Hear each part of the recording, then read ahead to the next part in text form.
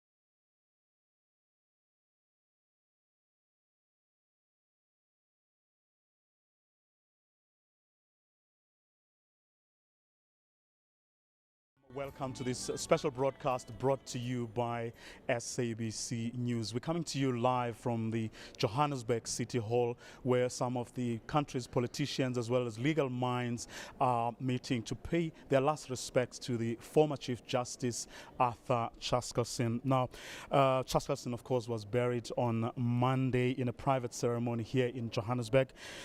He died at the Milpark Hospital after battling leukemia. For a brief look at into the life and times of former Justice Arthur Chaskalson, here's an insert prepared for us by Dumisho Mashaba. Arthur Chaskalson was born in Johannesburg on the 24th of November 1931 to a Jewish family. I grew up in a white middle-class home. My father had died when I was very young. I really had very little political awareness as I grew up. But as I grew older, I began to understand a little bit about society, to think a bit about it.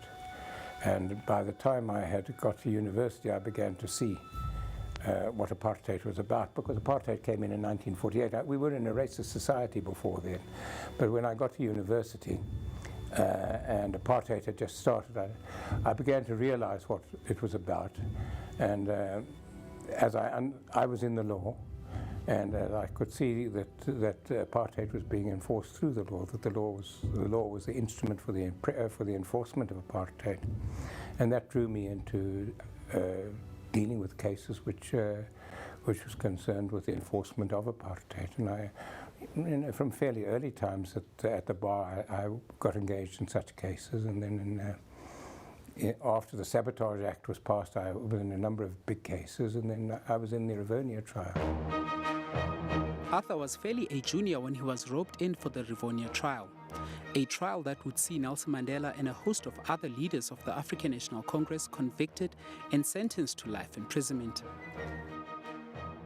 If you're looking at Mr. Mandela, Mr. Sisulu and the others, they weren't willing to compromise. They weren't willing to say, I'm sorry, or apologize, or do anything to attempt. They were very clear in the fact that this is what they did. They were justified in doing what they did.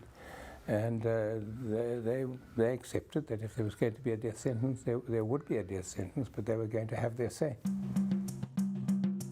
The defense team's strategy saved the accused from the death penalty, but their leading lawyer, Bram Fischer, soon faced his own trial. In September 1964, he was arrested and charged with being a member of the Communist Party. He was a quite remarkable man. He had extraordinary charm, extraordinary warmth, and he was a much-loved person. I mean, he was continually, everybody knew he was a communist, but he was continually elected to the Johannesburg Bar Council. Everybody liked him, respected him.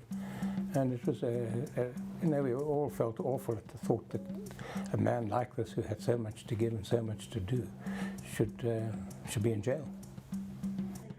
Arthur later left a very successful legal practice to become a human rights lawyer, helping to establish the Legal Resources Center, a non-profit organization seeking to use the law to pursue justice and human rights around South Africa. Arthur served as the center's director and was leading counsel in a number of cases which challenged the implementation of apartheid laws. In the early 90s, when the fall of apartheid seemed imminent, Arthur and a number of others did some bidding for Mandela, when they were asked to convince political prisoners across the country to abandon their hunger strikes. Mr. Mandela and Mr. Sisulu and all the Rivonia trialists had been released, but the other political prisoners had not been released. Some of the exiles had already come back, but the political prisoners were still in jail. It was almost as if they were being held as hostages.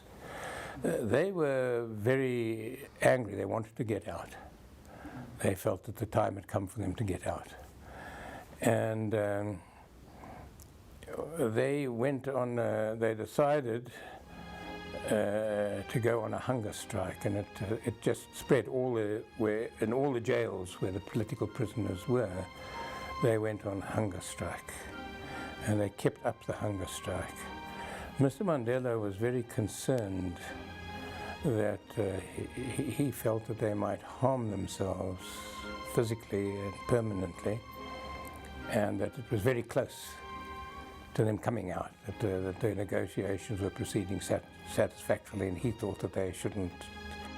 As the president of the Constitutional Court, Arthur presided over a landmark case, the State versus Mokonyane, where the death penalty was the focal issue.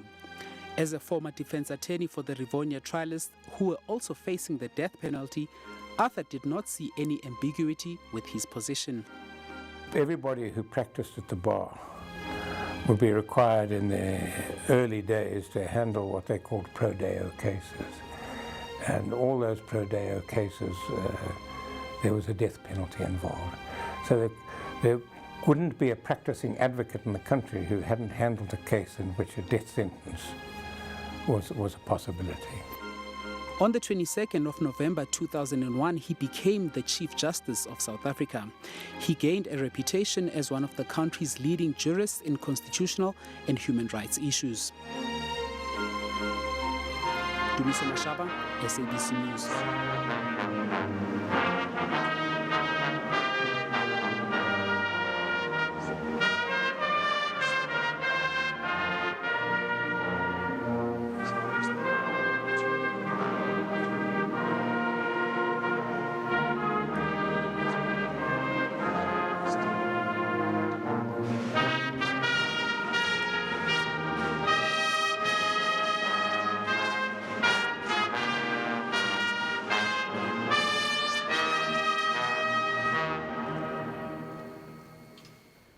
Well, if you've just joined us, you're watching a live broadcast of the official memorial service of the late Chief Justice Arthur Chaskalson.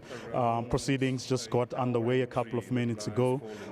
The President of the Republic of South Africa, Jacob Zuma, is already here. He walked in a few minutes ago together with the family, and some of the country's finest legal minds are also here. Judge Advocate Bezos is here, former Deputy Chief Justice Pius Langa, who served with Arthur Chaskalson, is also here. Lots of people will be speaking here later on, all of them, of course, paying tribute to the late Arthur Chaskalson. Let's have a look at what the proceedings now. The Deputy Minister of Justice is, of course, the Master of Ceremonies. Human rights and democracy. He was truly a baobab, the symbol of justice, the symbol of our constitutional court. The tree that is Arthur Chaskalson might have fallen, but his roots remain deeply embedded in our forest, and his seeds have blown far. For this reason, President Zuma designated his funeral an official special funeral, and this memorial also an official special memorial. Before calling upon our first speaker, I would like to read the following passage from Symphony No. 3, Kaddish, composed by Leonard Bernstein. The Kaddish is a prayer recited at funerals held in the Jewish tradition. The family have expressed the desire that no religious ceremonies should be held during this memorial. I read it in that spirit. Sleep, my father, rest your anger, dream softly. Let me invent your dream it for you, as gently as I can. And perhaps by dreaming I can help you find your image again and love him. I'll take you to your favorite star, the world most worthy of your creation. We'll make it a sort of holiday. Hand in hand like eager children, we'll watch in wonder wide-eyed the workings of perfectedness. I now call upon the Premier of Gauteng, Premier Nomvula Mokonyane, to make welcoming remarks. As she comes forward, I will read a passage from the judgment that Judge Chaskalson delivered in Minister of Health versus Treatment Action campaign. The magnitude of the HIV/AIDS challenge facing our country calls for a concerted, coordinated, and cooperative national effort in which government in each of its three spheres and the panoply of resources and skills of civil society are marshaled, inspired, and led. This can be achieved only if there is proper communication, especially by government. In order for it to be implemented optimally, a public health program must be made known effectively to all concerned, down to the district nurse and patients. Indeed, for a public program such as this to meet the constitutional requirement of reasonableness, its contents must be made known appropriately. Close quote. Premier.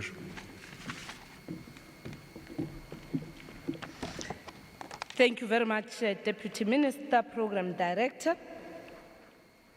The family of the former Chief Justice Arthur Chaskalson, His Excellency President Jacob Zuma, Deputy Chief Justice Dikgang Moseneke, members of the Constitutional Court, judiciary and representatives of the South African Parliament, the Speaker of Parliament, members of the Gauteng Executive Council, members of Parliament present here, fellow South Africans, members of the media, a very good afternoon. When death strikes, it derails all man-made rules and plans, but raises the power of its creator and its custodian, the Almighty Himself. It is that power that we often condemn as cruel or unfair when it claims those we know and love. Yet it is confirmation of our final destination when God's intent and purpose over our life has been fulfilled. This day we commemorate the life of former Chief Justice Arthur Chaskalson, a patriotic servant of the people of South Africa.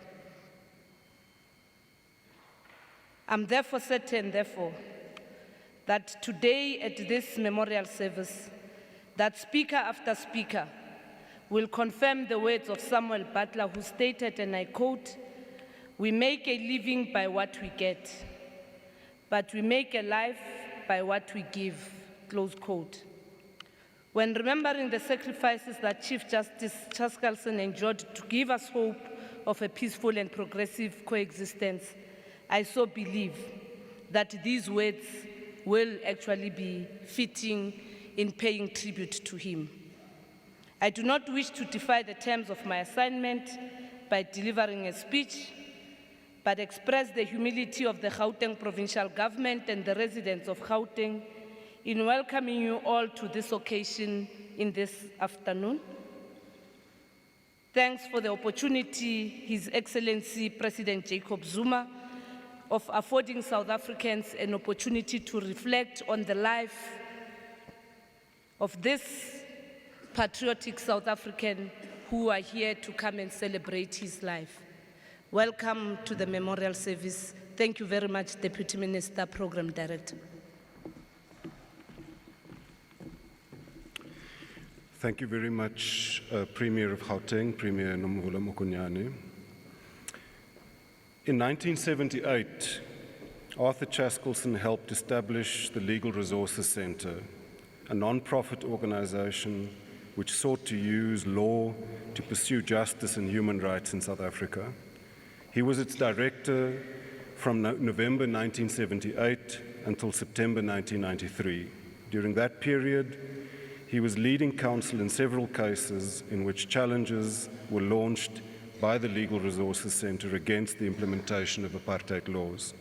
I now call upon a representative of the Legal Resources Centre, Ms. Janet Love, to pay tribute to former Chief Justice Chaskalson. As she comes forward, I will read a passage from the judgment that Justice Chaskalson delivered in Subramani versus Minister of Health, KwaZulu-Natal. I quote, "We live in a society in which there are great disparities in wealth. Millions of people are living in deplorable conditions and in great poverty. There is a high level of unemployment, inadequate social security, and many do not have access to clean water or to adequate health services. These conditions already existed when the Constitution was adopted, and a commitment to address them and to transform our society into one in which there will be human dignity, freedom, and equality lies at the heart of our new constitutional order. For as long as these conditions continue to exist, that aspiration will have a hollow ring, close quote.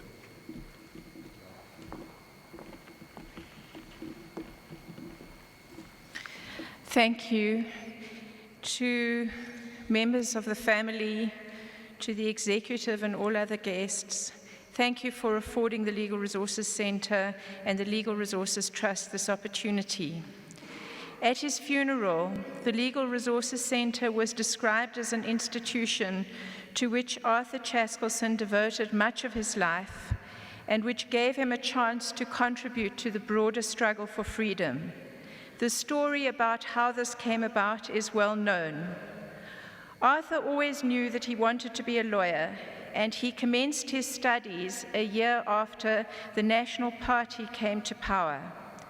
He said that it was through his work with the law that he learned more about what was happening in South Africa. And by the 1960s, he was already involved in defending people accused of sabotage.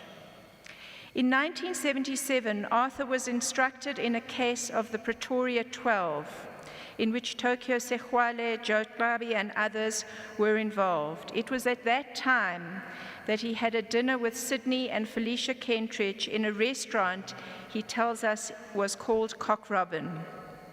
Felicia spoke about the idea of an organization like the Legal Resources Centre, and when I got home that evening, I said to Lorraine, I thought that this was something I would like to do, and how did she feel about it? Well, she was even stronger than I was, that it was something for which I should use such skills as I had. And so I phoned Felicia and said that if there was a place for me in the project, I would be very interested in joining it. Jeff Budlender, as it turned out, had already been part of these discussions. But it then required a lot of work because the professional rules didn't permit advocates and attorneys to work together. We had to negotiate with the legal profession to set up the structure. And there were some people at the bar who objected and said it would be the end of the bar. That was nonsense. But it took about a year and there was a lot of bargaining. From the beginning, we knew that we would look for cases that would have an impact, and so we immediately started making links with the community. Obviously, we did take on cases during that time of individuals because there were many lawyers and others who worked at the centre who would meet people coming in with terrible stories, and it was difficult to say no. We established the Hook Street Law Clinic in 1980. Morris Zimmerman and Lillian Butler took charge. They were there to deal with many cases, but really it was a training program. It enabled university law students to get involved in social law. The LRC was always committed to training, and in the absence of being able to take on candidate attorneys, it set up a fellowship program in 1980. The very first case that the LRC took on was the Mokonyane case, which dealt with the pass laws. The apartheid policy was designed to denationalize African South Africans so that they would become citizens of the Bantustans. People who had been born in the cities had some rights to remain, but the Mokonyane case addressed the position of a wife, where the man had rights to be in the city, but the wife didn't. In Arthur's words, he continues, the Mokonyane case dealt with a section which was 10(1)(c), but there was another section, section 10(1)(b) of the Urban Areas Act, which dealt with a resident's rights after 10 years. And that's where we decided we would go next. That became the Rikoto case. Mokonyane had a big impact because it allowed families to stabilize themselves in the cities. But the Rikoto case meant that hundreds of thousands of people could claim their rights to remain. The administration boards who were charged with the responsibility of applying the law resisted giving effect to Rikoto, and Felicia Kentridge was in court, and Judge Richard Goldstone was on the bench, and Felicia told him what was happening, and he got very agitated and expressed his displeasure, asking that his comments be brought to the attention of the administration boards. And the next day, the newspaper said, Judge slams minister, and there was an uproar. but it was a turning point. The administration board certainly gave effect to all of the LRC's clients. The LRC acted for a lot of communities who were being harassed and actually killed and driven out by force, for example, KTC. But when describing this case, Arthur tells a story. The judge president was a man called Munich, who was perceived as being very, very close to the government and very hostile to the LRC. He assigned the case to a judge called de Kock, who was one of the worst judges you could have got from the point of view of the LRC. At the LRC's general meeting, which was held in Johannesburg at the Mount Grace Hotel, the police arranged with the hotel for them to be able to bug the conference room right next to where our conference was being held and the case was being discussed. Upon discovering this, Arthur confronted the government and he pointed out to them that it was the grossest breach of privilege and that they had actively interfered with the case. The case was settled not long after that. Arthur went on to say, "Subsequently, I refused to go to Mount Grace. John Dugard drove me out there. We saw a manager and he confessed. And since then, I refused to enter Mount Grace. My wife tells me I'm being ridiculous. It's 20 years. She says it's changed hands. And I said, how do you know it's changed hands? And she said, it's been sold and new people are running it. And I said, I'm not going to that place." The Legal Resources Centre, since its establishment, has been governed by a Legal Resources Trust, and this was no accident. On our trust, we had a number of judges. The then Chief Justice tried to get judges who were on the Legal Resources Trust during the time of apartheid to resign. At the time of the Truth and Reconciliation Commission's deliberation, it became clear that there had been an attempt to ban the LRC, but with judges sitting on the trust, it would have been difficult. Arthur says, "This was a deliberate policy, you know. We wanted that protection, but really people gave it to us. They were terrific." In 1993, Arthur resigned as National Director of the LRC, but he stayed on being involved. He had become very taken up with constitutional negotiations and he couldn't give as much time as he wanted. When he stepped down as director, a dinner was held in his honor with former President Mandela and a lot of people from the ANC negotiating team present. And Arthur says, "I remember actually very clearly saying that there are a lot of people present here today who at some near future are going to hold high office in government. And you'll be hearing from the LRC when you are there. Don't expect that not to happen." When Arthur went to the Constitutional Court in 1994, he resigned as a trustee of the Legal Resources Centre, and only after his retirement as Chief Justice in 2005 was he able to re-involve himself in the affairs of the LRC and of the Trust. Arthur came to the LRC whenever he was in town to work there for at least one day of the week. However, when reflecting on the time that he retired as a Chief Justice just before he resumed his connection with the LRC, he mentioned that there was a ceremony in Parliament and speeches were made by all the political leaders and everybody referred to the LRC and how important it was. But he says, "I do think that the LRC has caused the government a lot of trouble, but it is a different sort of trouble. You've got a government now which actually wants to deliver social services. It really wants to promote change, and so it is not a government which is hostile to the goals of the LRC, but it is a government which doesn't like having its decisions interfered with. I think most governments," he says, "don't like having their decisions interfered with. And I think generally there must be somewhat of a tension between governments and the judiciary, and also between governments and the public interest and civil society organizations." Quite early on, when the Constitutional Court was set up, a lot of cases that came forward were LRC-driven cases: Grootboom, TAC, pensions, Richtersveld.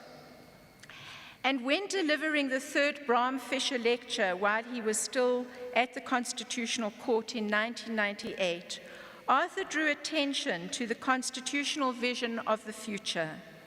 He spoke of a future society in which there will be social justice and respect for human rights, a society in which the basic needs of all our people will be met, in which we will live together in harmony, showing respect and concern for one another. He said at that time, "We are capable of realizing this vision, but we are in danger of not doing so." And this was a theme that he picked up again earlier this year in May, where he referred to what he called an overheated political environment. And he spoke at length about the Constitution, stressing that, I quote, "This is no ordinary piece of legislation to be amended at whim, but rather the foundation of the nation's values and aspirations. Economic policies are at the heart of political discourse. In democratic countries, they are the subject of contestation. There may be a dispute as to causes and symptoms. For instance, poor education may be a symptom of poverty, but it also perpetuates poverty. But however defective provision and the location of infrastructure, however unsustainable resource-intensive economy is, however the widespread burden of disease and the failing health system, the poor quality of public services and widespread corruption, this cannot be blamed on the Constitution or the courts." He goes on to say, "The willing buyer, willing seller model is not a requirement of our Constitution. Land can be expropriated, and there are nuanced provisions made in the Constitution for the assessment of compensation. The problem is not the Constitution. It is that the powers given to the state under the Constitution have not been invoked." My answer to the question of whether, Arthur goes on to say, of whether our Constitution in danger would be this: I do not think that there are likely to be amendments to our Constitution in the foreseeable future that will undermine its core values. The danger to the Constitution lies elsewhere. It is in the poverty and inequality of our society and the corruption, the poor education, and the related challenges." And close quotes.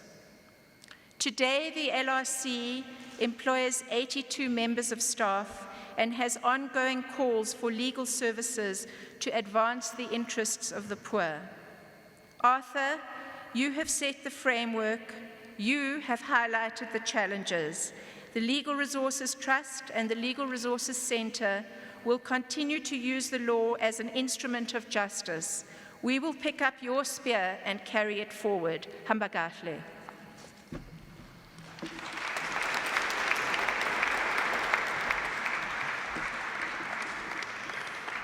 Thank you very much, Ms. Janet Love. Arthur Chaskalson was a member of the Judicial Service Commission from 1994 until 2005 and was its chairperson from November 2001 until his retirement on the 31st of May 2005. He was elected as an honorary member of the Bar Association of the City of New York in 1985, of the Boston Bar Association in 1991, and of the Johannesburg Bar in 2002. He was visiting professor at Columbia University in New York from 1987 to 1988, and again in 2004, and was a distinguished global fellow at the New York University of Law. I call upon a representative of the Law Society of South Africa, Mr. Busani Mabunda, to deliver a tribute. As he comes forward, I will read a passage from the judgment that Justice Chaskalson delivered in Van Rooyen and others versus the state. quote, "The Magistrates Commission is now more broadly representative of South African society as a whole. This was an important, particularly at this stage of our history. The overwhelming majority of the population is black, and at least half of the population is female. Yet the great majority of the legal profession and senior judicial officers are still white and male. In the light of our history and the commitment made in the Constitution to transform our society, these racial and gender disparities cannot be ignored. The composition of the Magistrates Commission, viewed thus by an objective observer, could not fairly be seen as an attempt to exert executive control over the magistracy." Close quote. Mr. Mabunda.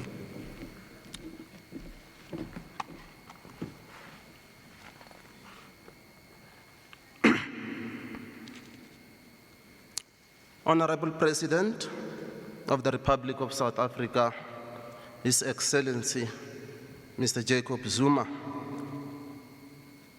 the Speaker of National Parliament, Mr. Max Sisulu, the Deputy Chief Justice of the Republic of South Africa, Dikgang Moseneke, honorable judges at all levels of our court, cabinet ministers present, honorable Premier, struggle icons, and colleagues. The time constraints limit one to the adage, all protocols observed. On behalf of the Law Society of South Africa, and at the request and behest of its co-chairpersons, Jan Stemmet and Krish Govender, we are deeply saddened by the departure of the former Chief Justice Arthur Chaskalson. The central role which he, amongst others, played in representing former President Nelson Mandela and others in State versus Nelson Mandela while they were facing treason charges, which carried the potential of them being sent to the gallows for invoking their rights to fight a racist regime through its infamous apartheid system, should not escape our minds as citizens of this country, given where we're coming from. By the same token, the view and thought of establishing the Legal Resources Center in 1979 with the primary goal of using the law as an instrument to pursue justice was a monumental one. In his quest to expand its role and in his endeavors to promote access to justice, he and the collective established branches in Pretoria, Durban, Cape Town, Eastern Cape, the latter which was at some stage under the directorship of the late Judge President of the Land Claims Court, Fikile Bam. He fought the system through law against draconian legislations, including but not limited to the Black Administration Act, the Influx Control Act, the Native Urban Areas Act, Group Areas Act, Separate Amenities Act, and the infamous Population Registration Act number 30 of 1950, which defined categories of people in spurious, preposterous, and unpalatable ways. A life is inherently and inextricably characterized by battles. The late Chief Justice carefully and boldly chose his battle and largely triumphed. The bulk of his battles, which characterized his life, largely hinged on fighting for black people in a quest for his aspiration for a non-racial society. He stood up and did all the above while it was unfashionable for a white person to then stand and be counted amongst the few who were willing and ready to represent black people in the darker days of apartheid. In the process, he waived rights and privileges which were enjoyed by the majority of white people within the legal fraternity who chose to apply the law as it stood. In contrast, Arthur Chaskalson chose to be on the side of the disenfranchised, the poor, the downtrodden, something which was construed to be unpopular to the majority of his fellow white people. Putting it bluntly, it is something which was frowned upon by a particular component of white people. He fought against the illegitimate system of apartheid, using the law in pursuit of justice, and in the process, putting his life and that of his family at risk. Lest we forget, amongst many of his major cases as a legal practitioner is the famous, groundbreaking, and landmark Ricordo judgment, wherein he fought against the racist regime's interpretation of the Native Urban Areas Act, which prevented males from rural areas from living with their families while working in urban as well as peri-urban areas. Though, through his incisiveness as counsel, the court held that 10 annual contracts be interpreted as 10 years of continuous employment, thus allowing tens of thousands of workers' families to join them in urban areas where they lived and worked. The snowball effect of this judgment is that through it, black people who were in their own country relegated to being migrant laborers were for the first time in their thousands accorded the opportunity to live with their families, which before this judgment was a legislative taboo according to the apartheid regime. This is Arthur Chaskalson's legacy of embarking on a grand crusade of progressively working towards the realization of restoration of human dignity to black people. His immense role and contribution to negotiations towards drafting of the interim constitution, which was aimed at ushering the new ethos for which he aspired and yearned for throughout his life, as both a human being and as a legal practitioner, will continuously be remembered. It came as no surprise to many of us when the then President Nelson Mandela appointed him to be the Judge President of the Constitutional Court in 1994, subsequent to which he was appointed as a Chief Justice in 2001. It should be remembered that he assumed this role at the juncture where there was a public outcry championed by the media hype, lamenting his purported lack of his experience under the guise that he has never acted as a judge before, and that the shoes were too big for him to fill in the role of that magnitude.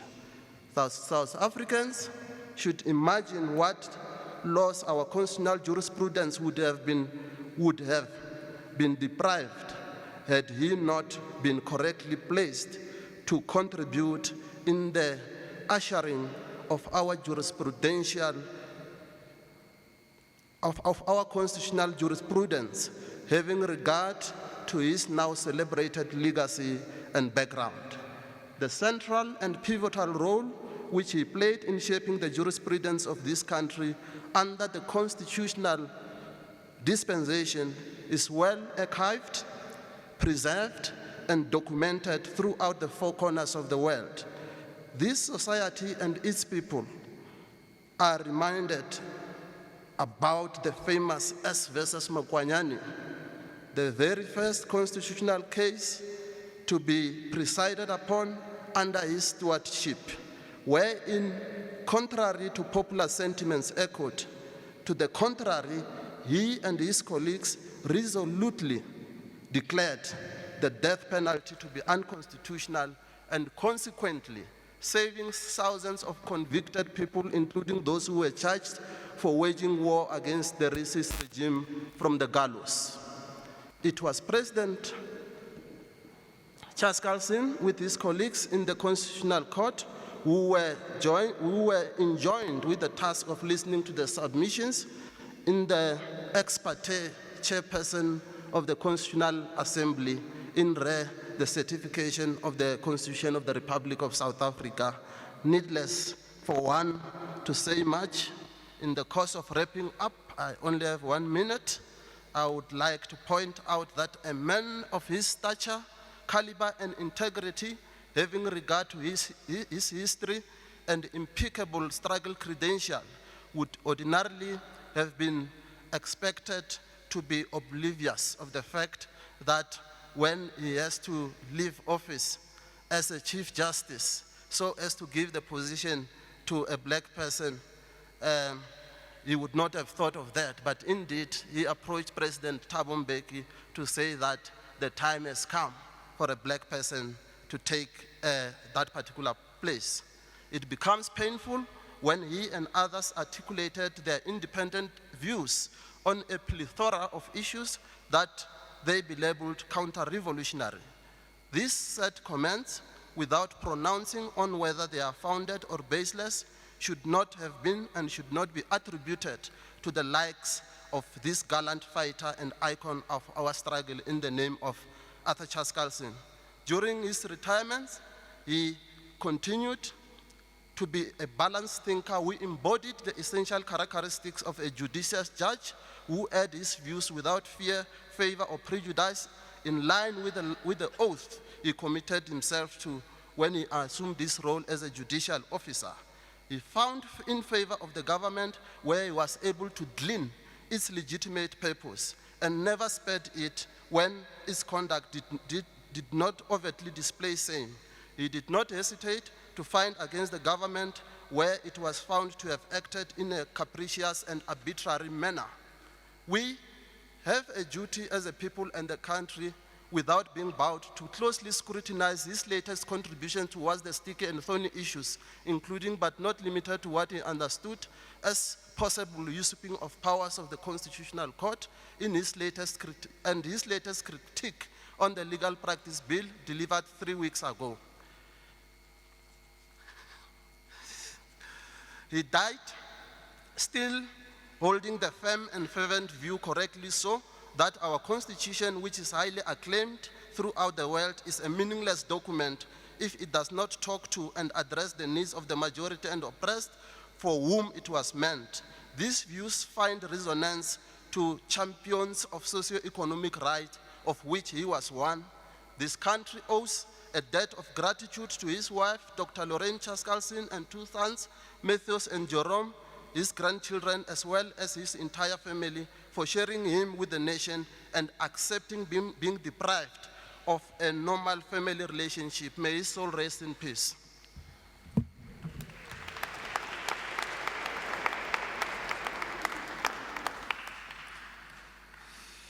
Mr. Mabunda, my apologies. I feel very terrible because despite State versus Mokonyane, I feel like an executioner when I have to do that. But I think in the interests of the program, we would appeal to all speakers to keep to their allocated slots. It gives me great pleasure now to ask a very special group, the Constitutional Court Choir, to render a musical item. I'm told that to use legal language, the choir is acting on the basis of urgency, and that they started rehearsing last night. They're very nervous, but we've assured them that things that come from the heart can't go wrong.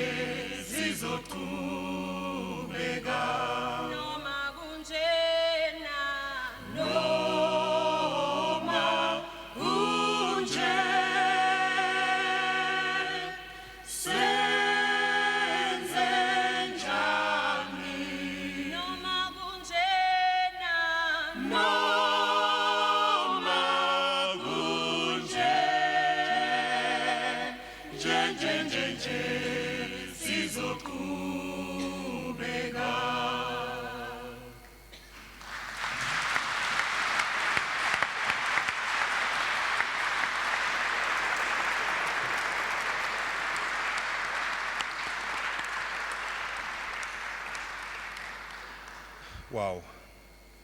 I would like to listen again once you've practiced. I think no one will take it as a pun if one says that I think you've truly done justice today. Arthur Chaskalson was a member of the Johannesburg Bar Council from 1967 to 1971 and from 1973 to 1984. He was chairman of the Johannesburg Bar Council in 1976 and again in 1982, and a member and later convener of the National Bar Examination Board from 1979 to 1991. From 1982 to 1987, he was vice chairman of the General Council of the Bar of South Africa. I now call upon a representative of the General Bar Council, Advocate Jeremy Gauntlet, to pay tribute to former Chief Justice Arthur Chaskalson. As he comes forward, I will read a passage from the judgment that Judge Chaskalson delivered in Pharmaceutical Manufacturers Association and another in re ex parte, the president of the RSA.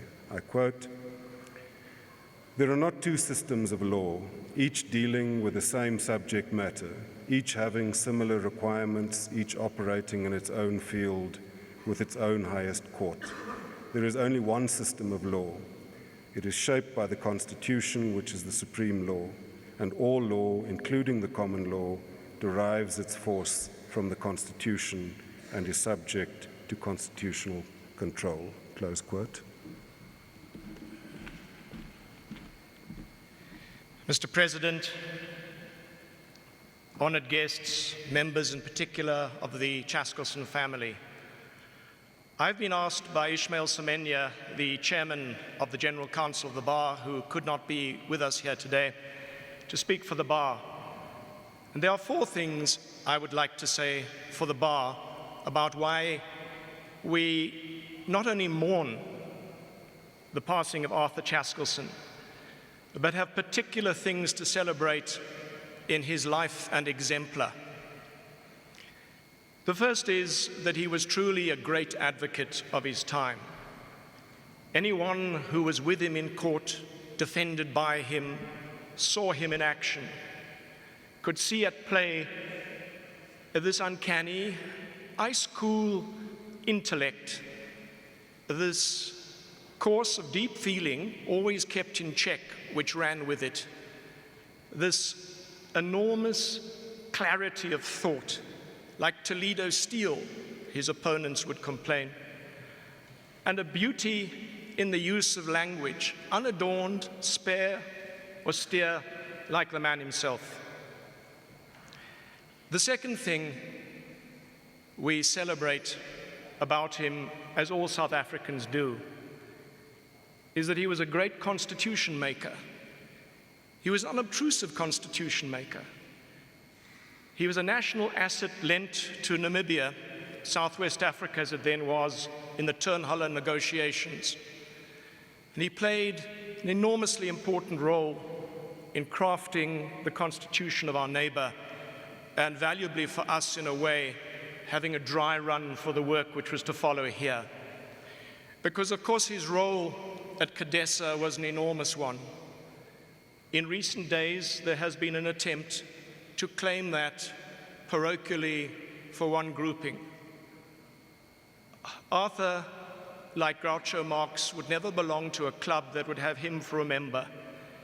He was over and above such things. He served his country, he served the rule of law in what he was doing, and his role as a constitution maker was always in the same tradition of that ice-cold intellect, together with a deep feeling of how are the people best to be served. The third great thing he leaves us is, of course, his legacy as a judge. Others have spoken about that, and I shall not replow that furrow. But I do want to say, from the viewpoint of the advocates of South Africa, he was this superb presiding judge, this towering intellect, coupled always with great grace, elegance, and courtesy. He could deflate your tires when you were not looking, but he did so always with that grace and courtesy. And I know that his colleagues who were honored to serve with him loved him, because he was the kind of person with whom to work was to encounter that generosity of spirit with that towering intellect. The last thing I know my colleagues would want me to say is that we celebrate in Arthur Chaskalson a very great public servant. It was that sense of service that took him to this modestly salaried position at the Legal Resources Center, turning his back on the outstanding practice he had at the Johannesburg bar. He said one evening in Sandton, when he was given the Sydney and Felicia Kentridge Award, "Don't laugh, but I too now could be an advocate in Sandton." And we couldn't help but laugh, because here before us was this great moral figure who had risen over and beyond that, who had a sense of service and was so uncompromising about what he had done in that regard. And in conclusion, in this fourth respect of being a public servant, the thing I think he left most with us was the sense of how you can service without assumption, how you can be self-effacing, how you can be the president of the Constitutional Court and drive what the constitutional clerks called a Toyota Skadonk, which they watched in trepidation in case it would not leave the building one day, who could continue living modestly in his own home and would forswear any of the trappings of power. That was the greatness of the man. And with it too, he taught us in the most difficult of times that the role of the lawyer is always to stand between power when it is unlawfully used, to sustain power when it is lawfully used, but at the subject. And Arthur, in that regard, also taught us, when we at times were timid and doubtful, he taught us to have courage. It is not often that a colleague is so admired and respected as he was, but we knew and we loved him. Thank you.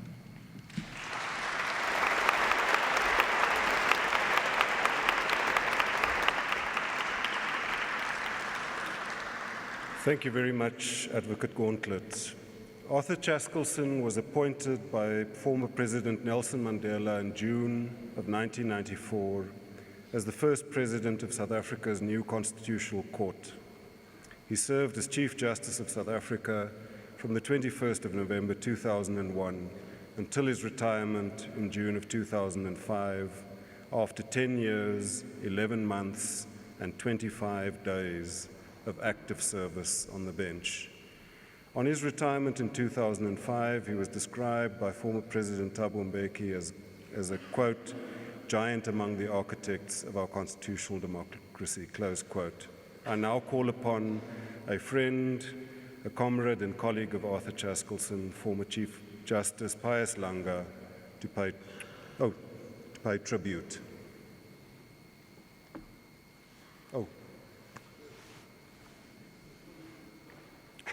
Now, Uncle George, come forward.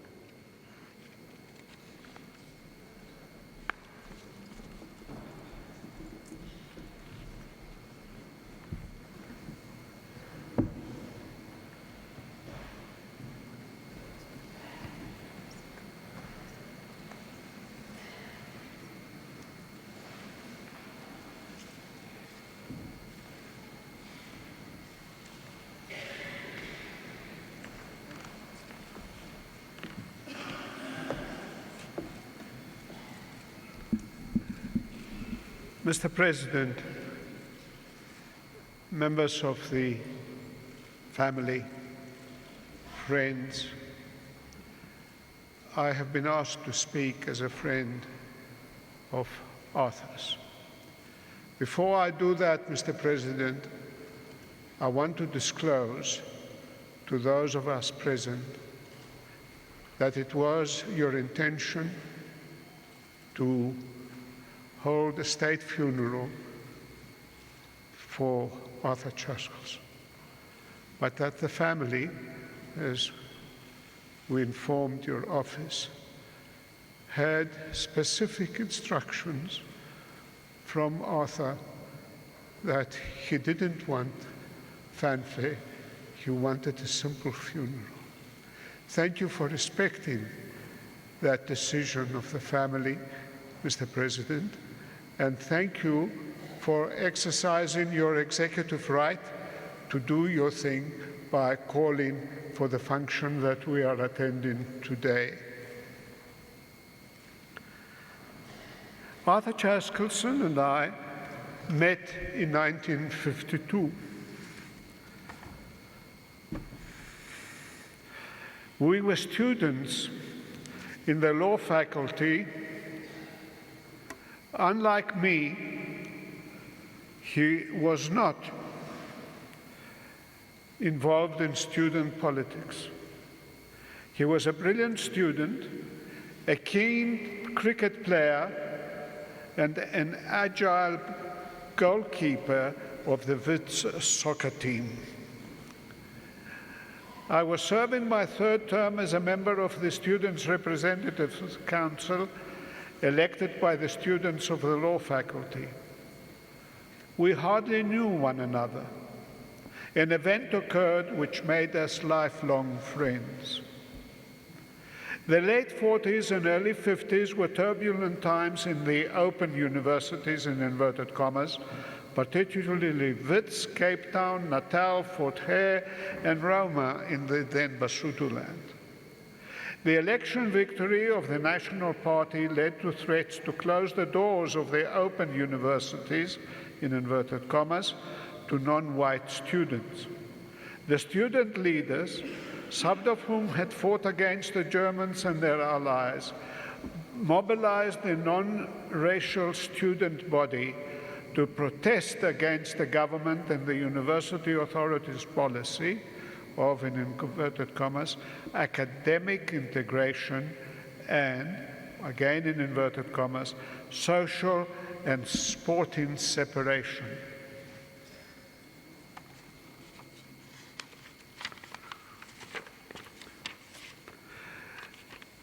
The law faculty held an annual dinner to which judges, the Attorney General, the leaders of the legal profession were invited. The Students' Representative Council provided £100 to the Law Student Council for the dinner. There were 8 black students in the faculty. No black student had ever attended the dinner. A number of the faculty requested them to put their names down on the list. The dean of the law faculty, Professor Harlow, directed or decreed that they could not attend. It was to be held in a Hillbrow hotel. Their presence would be unlawful and the invited guests would be embarrassed.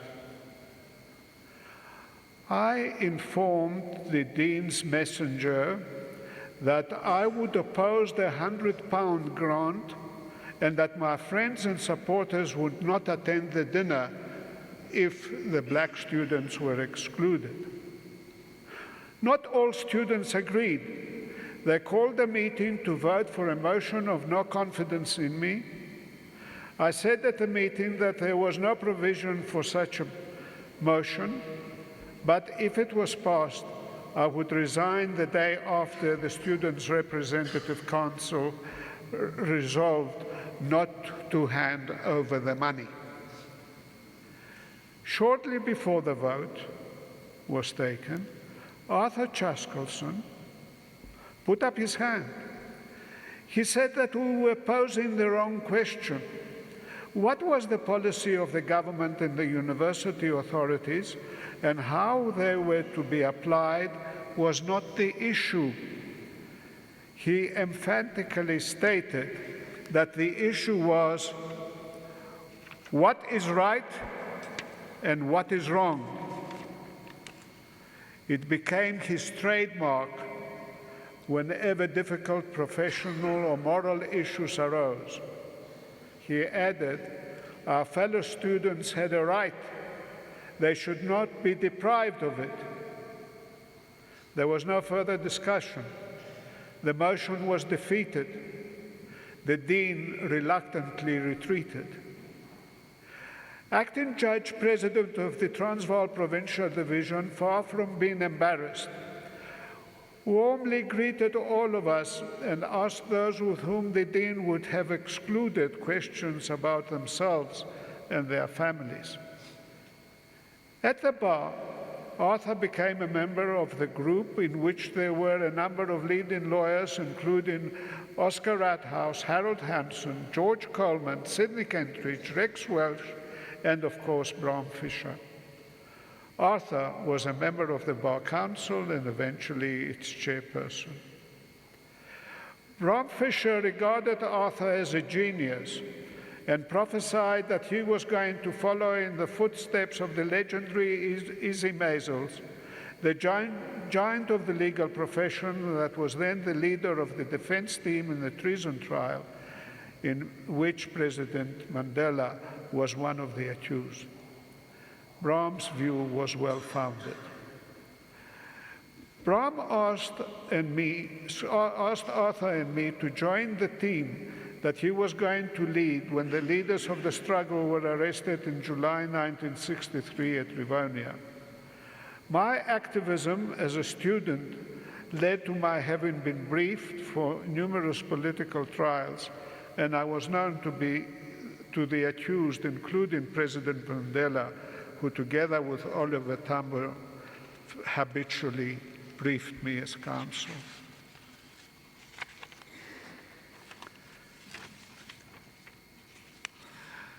My friendship with Arthur during the Rivonia trial became a close one. Together with Vernon Berenger and Joel Joffe, we admired the courage of all those in the dock for their love of freedom, their dedication to the struggle, and their declaration that they were prepared, if needs be, to die for the fulfillment of a democratic system in South Africa. The campaign of the apartheid regime to discredit them by calling those in the dock and some of us, the lawyers, who defended them, terrorists and communists, did not deter us from defending them and many others after them. We were not apologetic for the acts of our clients nor their objectives.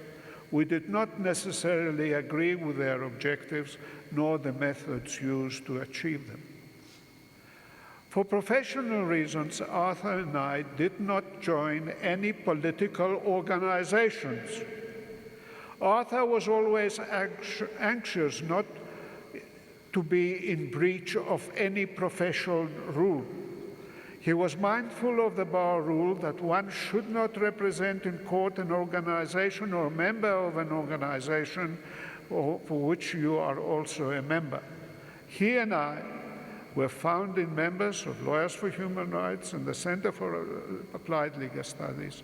He persuaded me to join him in the Legal Resources Center in 1990. Arthur was a Democrat. There were no secrets between Arthur and me. I repeat, for reasons that may appear in the near future, there were no secrets between Arthur and me. I know that Arthur was not a member of any political party. He would not join any organization that would place any impediment to his absolute independence.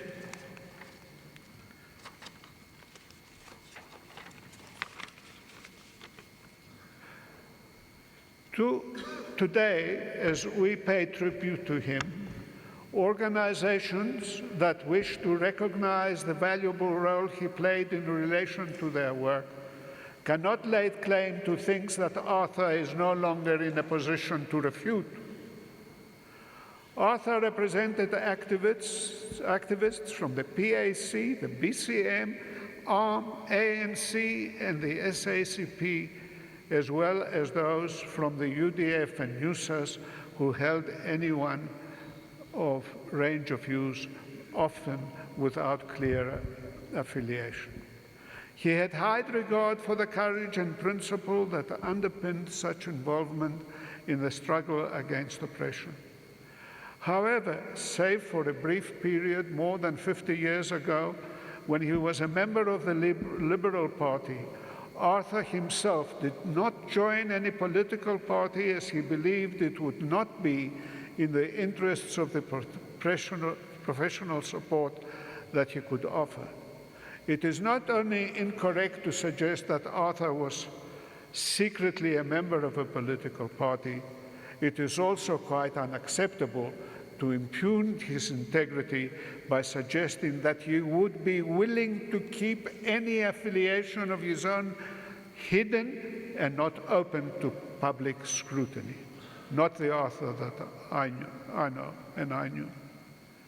The issue that Arthur was meticulous about fact is not a question of ideology, but one of setting the record straight. The time is not appropriate to debate that controversy that has been raised on this day.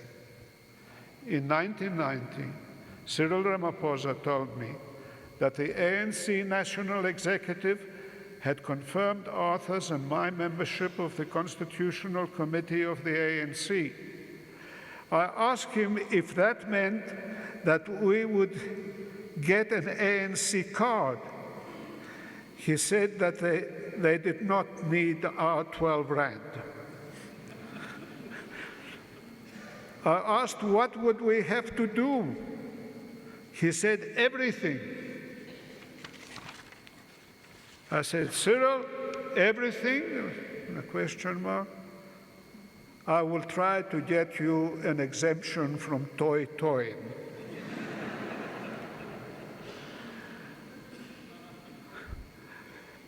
President Nelson Mandela held Arthur in very high esteem.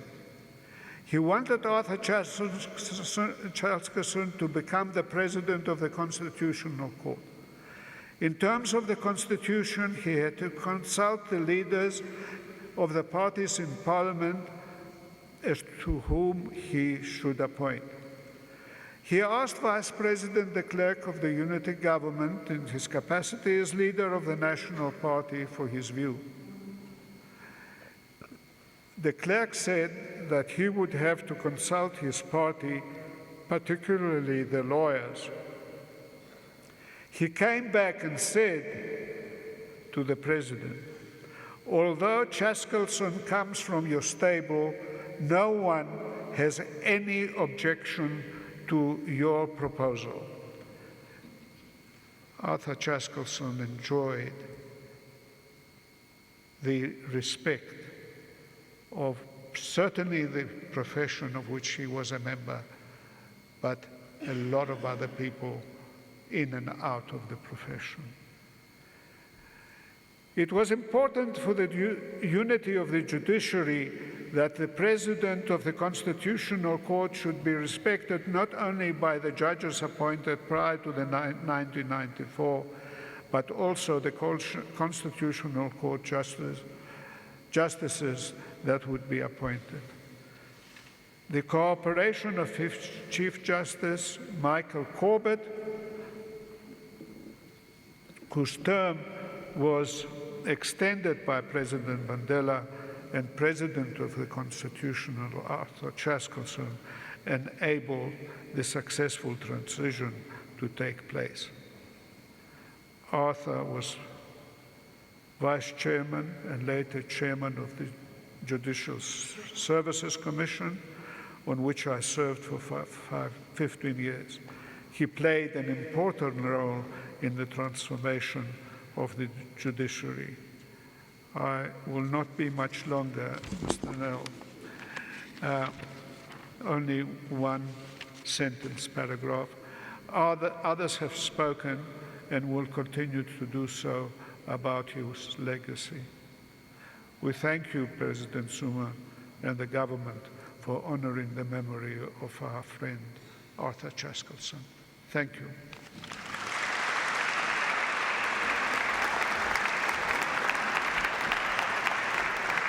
Thank you very much. I'm sorry.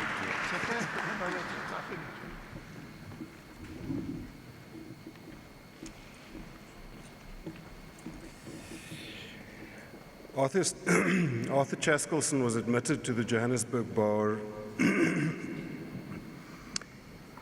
in May 1956. He took silk in 1971. During his career at the bar, he appeared as counsel on behalf of members of the liberation movements in several major political trials between 1960 and 1994. These included the Rivonia trial in 1963-4, at which former President Nelson Mandela and other leaders of the African National Congress were convicted and sentenced to life imprisonment. He also appeared as counsel in major commercial disputes. I now call upon a friend, a comrade, and a colleague of Justice Chaskalson, former Chief Justice Pius Langa, to come forward. As he comes forward, I will read a passage from the judgment that Justice Chaskalson delivered in State versus Mokonyane. I quote, "The rights to life and dignity are the most important of all human rights and the source of all other personal rights in Chapter 3. By committing ourselves to a society founded on the recognition of human rights, we are required to value these two rights above all others. And this must be demonstrated by the state in everything that it does, including the way it punishes criminals. This is not achieved by objectifying murderers and putting them to death to serve as an example to others in the expectation that they might possibly be deterred thereby." Close quote. Former Chief Justice Langa.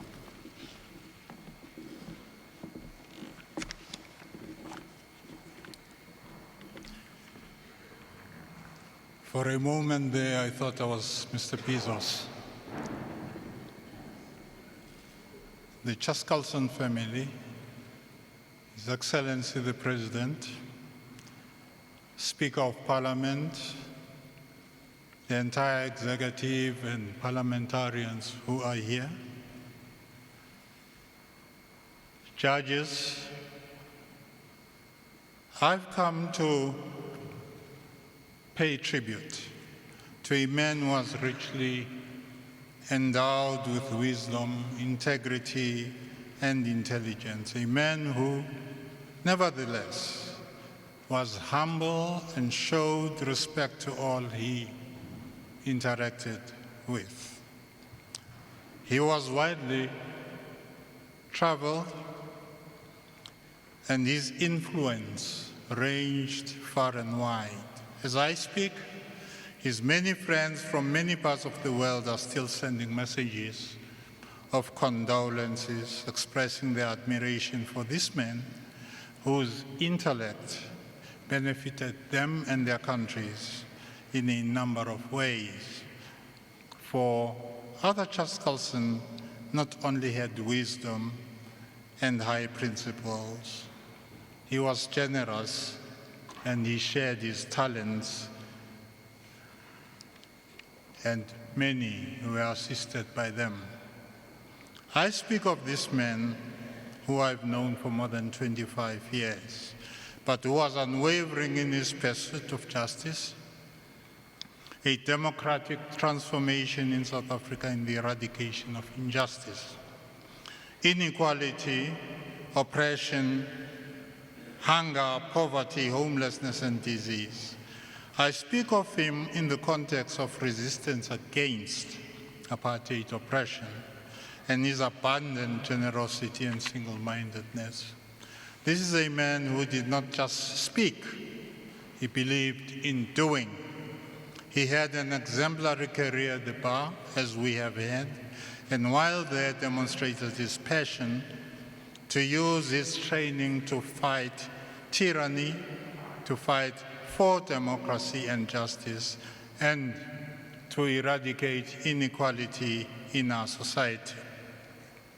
Add to that his capacity as an institution builder. To this day, as we have had, the Legal Resources Center, which he founded, stands as a memorial to him. And so is the Constitutional Court, of which he was appointed its president when it was established. No one can claim a larger part in setting up these institutions and guiding them to achieve what they have. His life philosophy has already been referred to.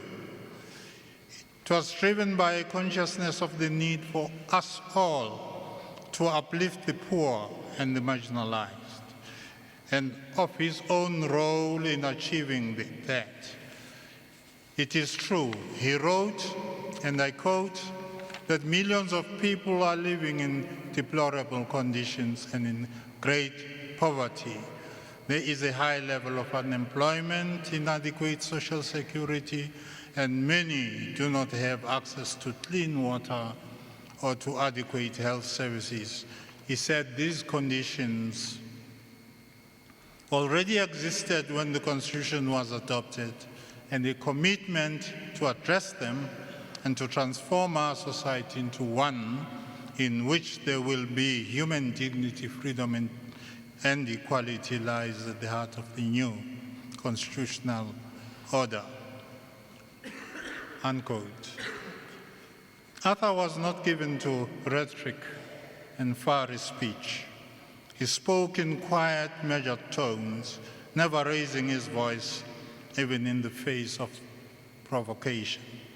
He maintained his dignity always, and yet he was a happy man with a great sense of humor, enjoying a good laugh when his spirit moved him. Long before 1994, he had devoted his life, talents, and energies to helping to destroy an evil system of government based on racial discrimination and oppression of the large majority of our people. His sense of justice and of fairness did not allow him to do otherwise. I served with him in the Constitutional Committee of the ANC, where he, although not a member, rendered yeoman service. In his own quiet way, he made an outstanding contribution in shaping and giving meaning to the blueprint of a constitution of a post-apartheid South Africa. During negotiations, as we have had, he used his expertise to assist that organization and others in the negotiation process. And when the new South Africa was eventually born, it fell upon him to be the first president of the Constitutional Court, a court that was to act as a guardian to the new constitution with its new Bill of Rights.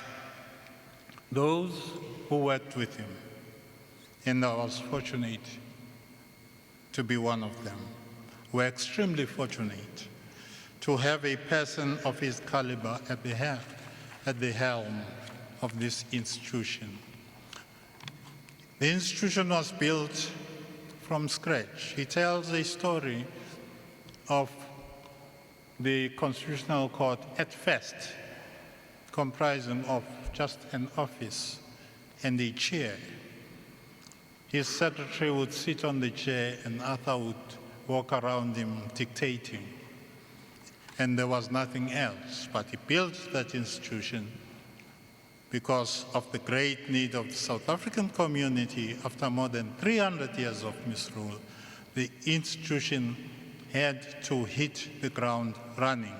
Under his leadership, it did just that.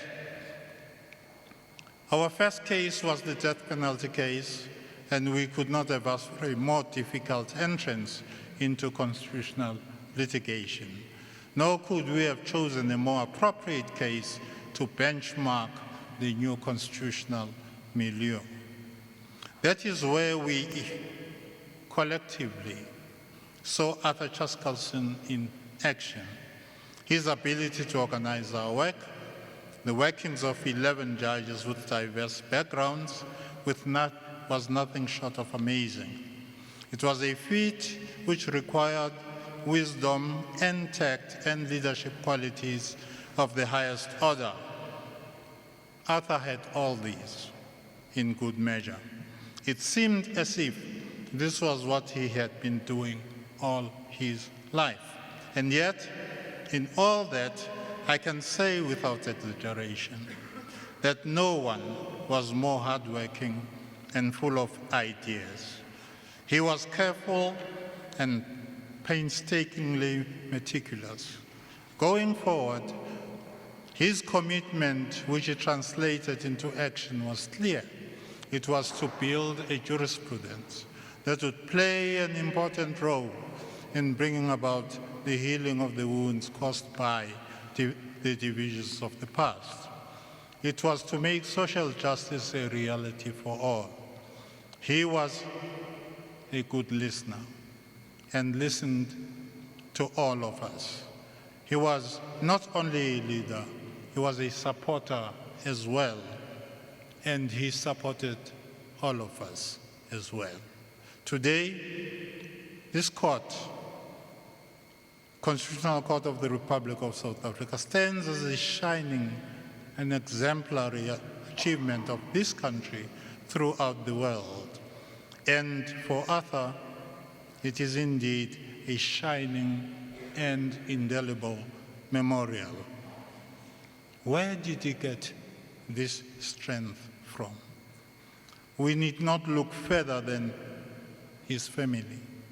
Lorraine was doubtless his mainstay. They were devoted to each other and to their sons, and as they grew up, their families. We, the whole nation, owe Lorraine a debt of gratitude for having made a home for him and for the support she gave that has benefited all of us. I thank you.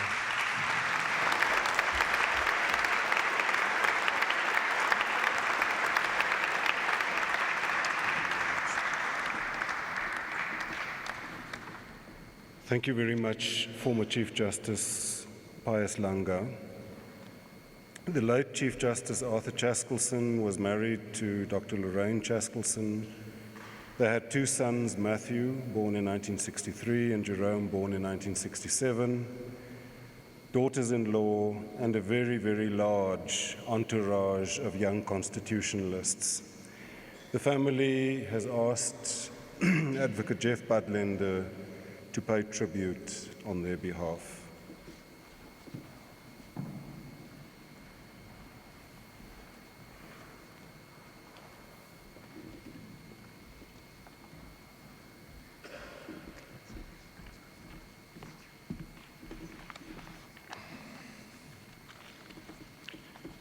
Lorraine, Matthew, Jerome, Mr. President, Mr. Speaker, Deputy Chief Justice. Arthur Chaskalson had 4 remarkable careers. His first career was as an advocate at the Johannesburg bar. He had a stellar commercial practice and some very uncommercial clients. The Rivonia trial is well known. He represented activists from all parts of the struggle for liberation. He was inspired by his clients. He was inspired by their courage and by their commitment to freedom. He was an extraordinary advocate. He didn't engage in rhetoric or sound bites. His weapon was logic. He was quite simply the best arguer of a case I've ever heard. I remember the Komani case in the appellate division in 1980. Mr. and Mrs. Komani had a simple but profound wish. They wanted to live together. The past laws forbade it. The law was plain and it was against them. Arthur constructed a brilliant and novel argument, which was so persuasive that Chief Justice Rumpf, who had been hostile from the outset, became frustrated. He said to Arthur, "I think you're leading us down the garden path." But he couldn't find the flaw in the argument because there was none. Ultimately, the appellate division unanimously decided in favor of Mr. and Mrs. Komani, and it was the finest advocacy I've ever seen. Arthur believed in the importance of robust and durable institutions in creating space for democracy. One of those, he believed, could be the legal profession. Under apartheid, much of the legal profession was cowed by those who held power and was subservient to them. It was, frankly, a degrading spectacle. Much of the profession abandoned those of its members who were harassed, detained, banned, or assassinated. The profession served mainly power and wealth. Arthur worked to build the institution of an independent and fearless profession, which served the people and which served justice. He saw this as a foundation of the rule of law. He came back to this theme in his last major speech less than 4 weeks ago. He spoke to the Cape Law Society on the rule of law, the importance of independent courts and legal professions. He pointed out that the profession is under an obligation to serve the public interest, that it doesn't do so if it serves only the elite, and that legal services have to be available to all. He said that an independent legal profession is now an imperative of the Constitution. He quoted the Chief Justice of New Zealand, "Effective judicial process cannot be obtained from independent judges without independent lawyers." He then undertook a typically careful analysis of the present version of the Legal Practice Bill, and his conclusion was devastating because it was so typically unembellished. I quote, "The legal profession has a duty to itself and to the people of our country to do all that it can to protect its independence. By explaining to the general public the role of an independent legal profession in protecting democracy, and by raising its voice against measures calculated to erode that independence. The Legal Practice Bill in its present form is such a measure." Close quote. It would be a suitable tribute to Arthur if we all together worked to ensure that the bill, when it is adopted, protects the independence of the profession while ensuring that the profession serves the public interest and not private interests. We need to do better. Arthur's second career was at the Legal Resources Centre, where he was its inspiration, its leader, and the key to its success. He saw the need for a durable institution committed to ensuring that those who most need it receive the protection of the law. He built it patiently, skillfully, carefully. The result of that careful work is that the LRC stands 33 years later, still committed to the work which it started in 1979. It's the same work for the same people, now, thank goodness, in a very different legal and political context. Again, he drew inspiration from the people whom he and the LRC represented. I remember the cases around bus fare increases. In Johannesburg, the principal client was Ntatho Motlana. In Cape Town, it was a young community organizer named Trevor Manuel, whose local lawyer was Dalla Omar. I remember Mhlolo Tom Rokoto and the pass laws, the case for the dependents of Saul Mkhize, who was killed by a policeman when he led the Driefontein community's resistance to forced removal, the Marievale litigation for Cyril Ramaphosa and the NUM. Arthur relished being able to contribute through this work to the struggle for freedom. He then became involved in institution building on a grander scale. He started his third career, his constitutional work. While we were still in the throes of apartheid, he was an advisor to the Namibian Constitutional Assembly. I learned recently from the chair of that assembly that his role in Namibia was much greater than any of us had understood. Because of his modesty, we didn't learn about it from him. Then came his massive work in our own constitution making. His hand is clearly visible in the interim constitution. His fingerprints, as the lawyers would say, are all over it. You see them in the care and precision and attention to detail, and you see them, most importantly, in the Constitution's recognition that we had to go beyond a typical liberal constitution which just aims to limit the power of the state. Arthur understood that we needed a constitution which also regulated the exercise of private power, and even more fundamentally, a constitution which would empower the state to address and redress 3 centuries of dispossession and discrimination. We needed a constitution which would provide a framework for the democratic social transformation which was to come, and we got it. That is part of his memorial. And then came his masterpiece, the Constitutional Court. The first Constitutional Court was a remarkable group of people. I don't exaggerate if I say that I'm not aware of any court anywhere in the world which has had such a rich and diverse array of talent and experience. It included some very large personalities, some with egos to match. Arthur's job was to weld them together, to lead them and to build institutional structures and procedures which would be durable, and what a success it was. It has been a great success in our country, and few would dispute that a very large part of the credit for this has to go to Arthur Chaskalson. The former Chief Justice has spoken of it. I need add no more. It's an extraordinary story of achievements. Each of them, standing on its own, was remarkable, and 2 themes run through all 4 of them. First, there was the transparent integrity of everything Arthur Chaskalson did. You could trust Arthur Chaskalson. He was a person of rock-solid integrity and morality. The result was that even those who disagreed with him very seldom questioned his motives. Even his opponents respected him and trusted him. That trust enabled him to achieve the results he did. He was a touchstone as to what was right and what was wrong. Secondly, there was the way he engaged with people. It was respect and concern for people, not doctrine, that lay at the heart of his life and his belief in democracy. His core belief was that it is human beings that are really important in life, and therefore also in the law. He put people at the center of everything which he did. He thought that was the purpose of the struggle for freedom and the purpose of the Constitution. I remember the Grootboom case, a difficult case about the right to housing. Counsel for the government started his argument. He talked about the structure of the Constitution, the Bill of Rights, separation of powers, and so on.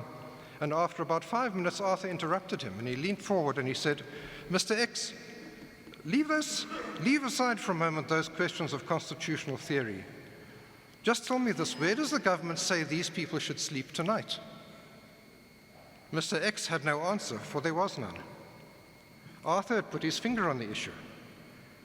These elaborate constitutional structures and principles were there for a reason.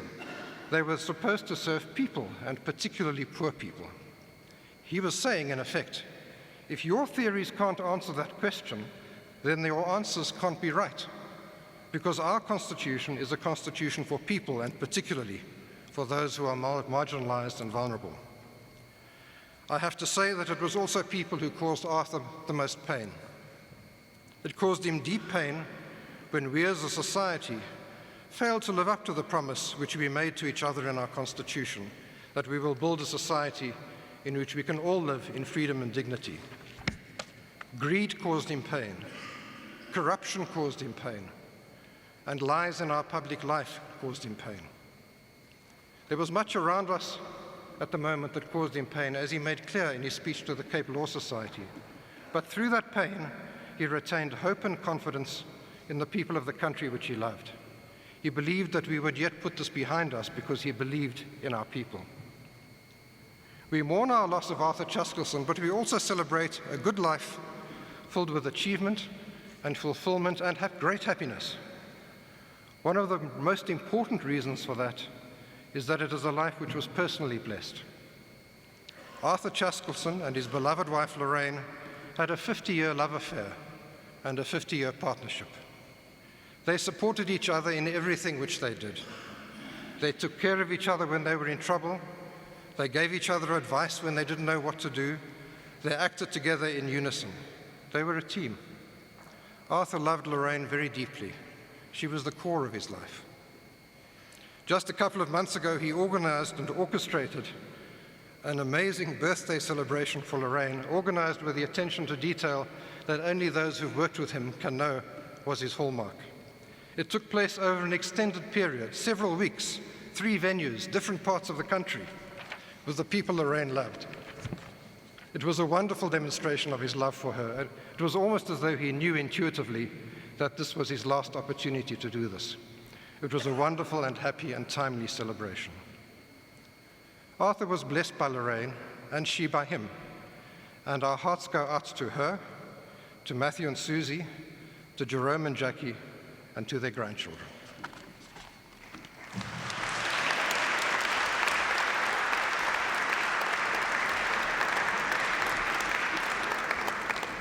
Thank you. Thank you very much, Advocate Budlender. We will now view a video containing or highlighting aspects of the life of former Justice Chaskalson.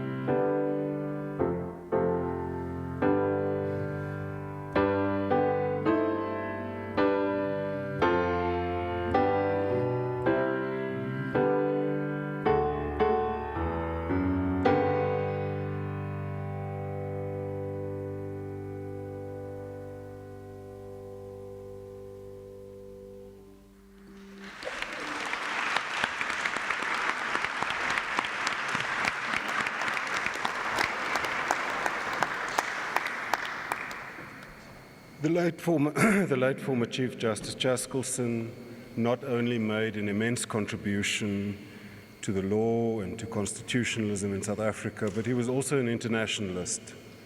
And therefore, it gives me great pleasure to ask the Dean of the Diplomatic Corps, His Excellency, Mr. B.L. Mpoko, to come forward to render a tribute. As he does so, I read from Mystery versus the Intra-Medical Medical and Dental Council and others. I quote, "Each case that is decided adds to the body of South African constitutional law and establishes principles relevant to the decision of cases which may arise in the future. Particularly where principles have not been established, courts may draw on the burgeoning international jurisprudence on constitutional rights. It is, however, the duty of the courts of this country to develop a constitutional jurisprudence based on principle and to decide cases in the light of principles that have been established." Closed quote. Mr. Ambassador.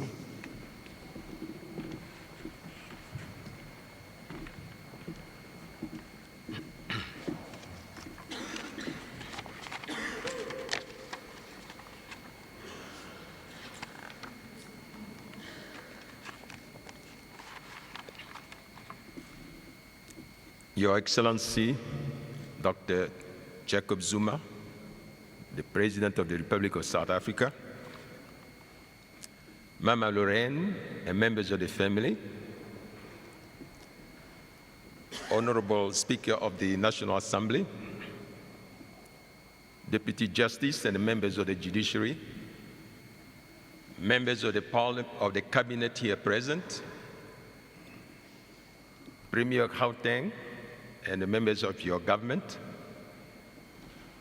ambassadors and high commissioners, and dear colleagues.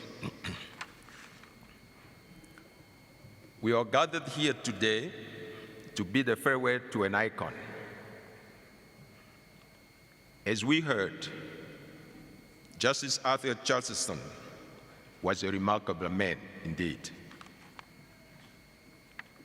A human rights jurist, an activist, a soulmate to his wife, a life partner, Mama Lorraine,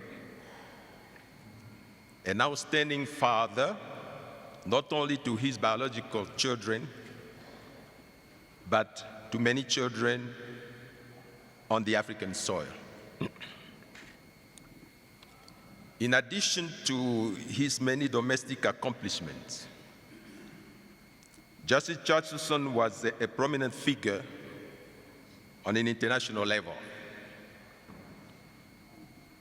For 10 years, he served as Vice Chairman of the International Legal Aid Division of the International Bar Association from 1983 to 1993.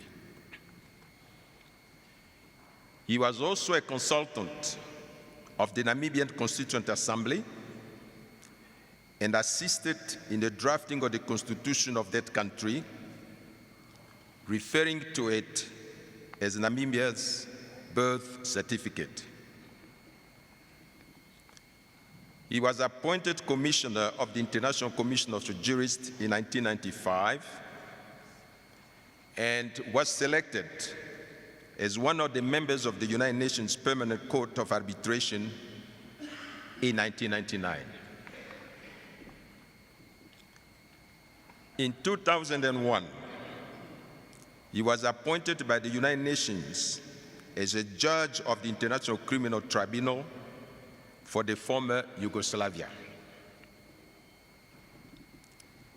He became a president of the International Commission of Jurists in Geneva from 2001 until his death. During his tenure as the Chief Justice of the South African Constitutional Court, and as we heard, President Mbeki once described him as a great son of our people and a giant among the architects of our democracy. Arthur Chaskalson had the ability to touch people internationally as well as on the African continent. he saw himself as a double outsider, in that he was not Afrikaner, therefore not part of the ruling group in South Africa, and being Jewish, he could identify himself with the powerless. He had a calling and a talent, in that wherever he went and with whomever he interacted, he planted seeds.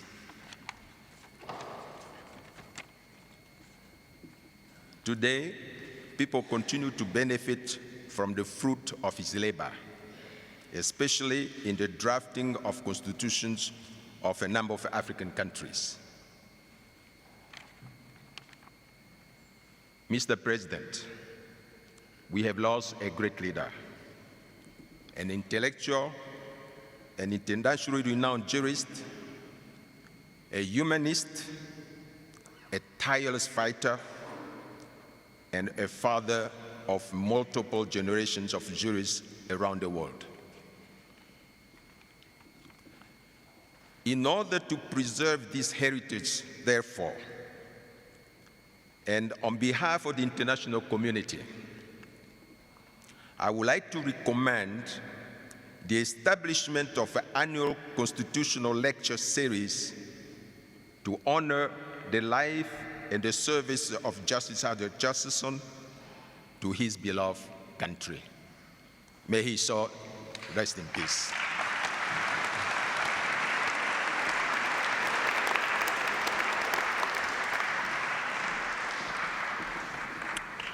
Thank you very much, Ambassador Mpoko.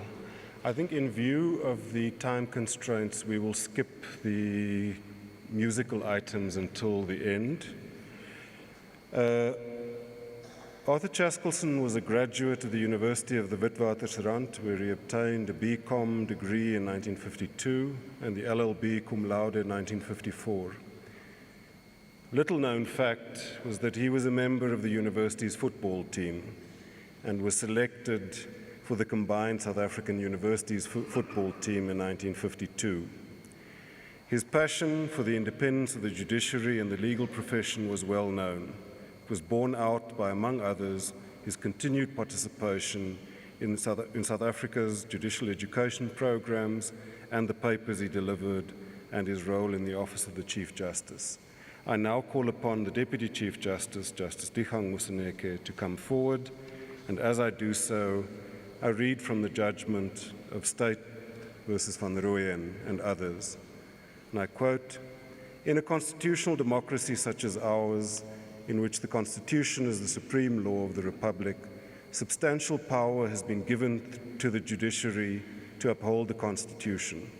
In exercising such powers, obedience to the doctrine of the separation of powers requires that the judiciary, in its comments about other arms of the state, show respect and courtesy, in the same way that these other arms are obliged to show respect for and courtesy to the judiciary and one another. They should avoid gratuitous reflections on the integrity of one another." Close quote. Deputy Chief Justice.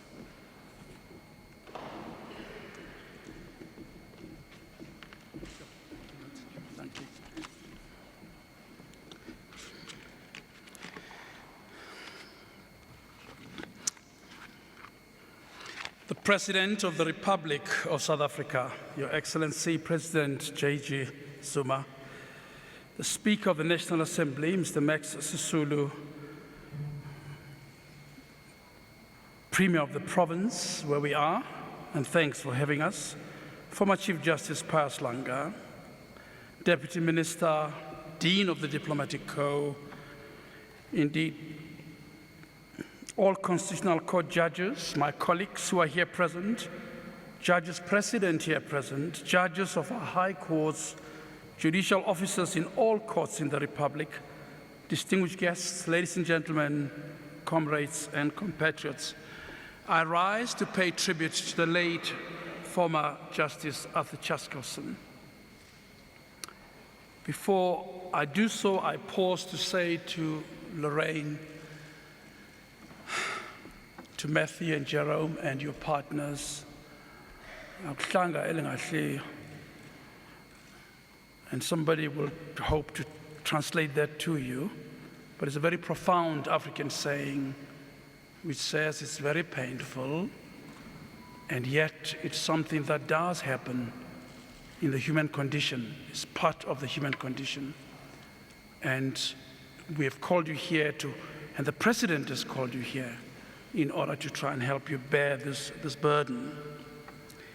I rise, Mr. President, to pay tribute to the late former Chief Justice Arthur Chaskalson. This I do on behalf of Chief Justice Mokonyane, who regrets that he could not be here because he's traveling abroad, Mr. President. This I also do on behalf of my esteemed colleagues at the Constitutional Court, the Supreme Court of Appeal, as well as the High Court, and in the name of every judicial officer who serves our beloved country.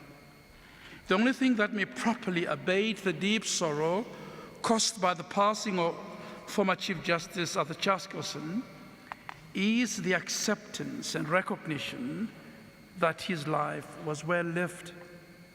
It was a full life, Mr. President, which will remain a remarkable beacon for all compatriots and combatants who have made it their business and concern to fight for and uphold social justice, freedom, equality, dignity, and democracy. He, more than anyone else, understood the abiding link between the struggle before and the struggle after a revolution. Once the dust of combat had settled, Arthur Chaskalson chose to be and was appointed a judge in a brand new democratic republic, underpinned by the finest values of human decency. Arthur unfailingly taught us that the very essence of a judge is being patriotic. A judge must have an unquenchable thirst for arriving at an outcome that is just and equitable. In the course of doing so, each individual judge owes to himself or herself, owes to each litigant, and owes to the public at large the highest level of fidelity. With unflinching industry and a sense of duty, a judge must dig deep to ensure that only justice flows from his or her determinations. This is not a collective duty, it is an individual duty. However, Arthur reminded us so often, where judges sit together, they are indeed duty-bound to make clear their own reasoning processes in order to ensure optimal outcomes. Arthur's integrity, Mr. President, was beyond question. His determination to defend and protect the gains of our hard-won struggle for liberation, freedom, and democracy is indeed unsurpassed. Each time there was a storm that swelled around our institution, he stood firmly. He never flinched from making unpopular decisions, provided that they were consistent with his honest and rigorous judicial assessment. I need do no more than to invite you all to read and ponder over what a departed colleague has written. I commend to you the seminal judgments he has penned, in which he has laid a firm foundation for the further development of our democratic project. He knew that in a country such as ours, where want, poverty, illness, inequality abounds, he had to fashion a pro-poor court animated by the deep quest for social justice. He understood that everybody exercising public power had to do so within the constraints of the law. He emphatically pronounced that all public power is under constitutional control. Arthur knew well that, uncomfortable as it often was, executive and legislative excesses, where they are present, had to be curbed. In short, he was faithful to his oath of office. Former Chief Justice Chaskalson kept the highest standard and tradition of judicial excellence. We thank him dearly for this. Arthur Chaskalson spared no moment to remind us that fidelity to our oath of office is important, not because we are important, but because without it, not us, but our people will suffer. By our people, Mr. President, I mean the full diversity of our great country, poor and rich, black and white, female and male, rural and urban, the marginalized and the powerful, all deserve our unwavering protection, which our Constitution demands us to provide. After all, we are, in the ultimate instance, guardians of our Constitution. It was indeed a privilege to serve on the same bench with this towering Arthur Chaskalson. We recognize that we are standing on the shoulders of a giant. I know that he would want that we judges who remain on this hallowed bench are not unaware of what a privilege it is to serve our people. We promise, and he would want us to promise, that we shall remain true and faithful to all that he so deeply cherished, Mr. President. We promise to defend fearlessly the independence of the judiciary, the rule of law, and the full realization of all the basic rights our Constitution affords to each of our people. We must be part of a transformation project to make our country reflect the text and the living spirit of our people and their Constitution. May he rest in peace. I thank you.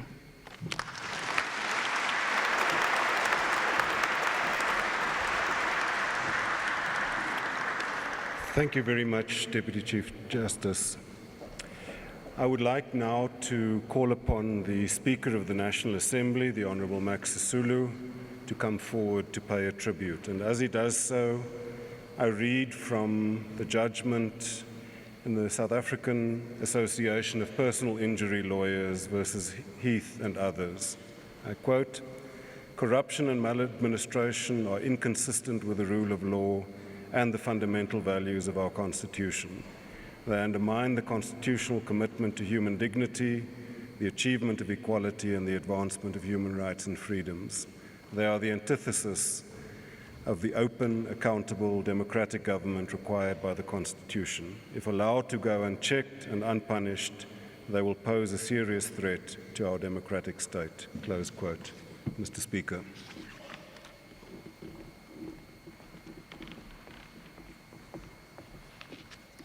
Thank you, Program Director.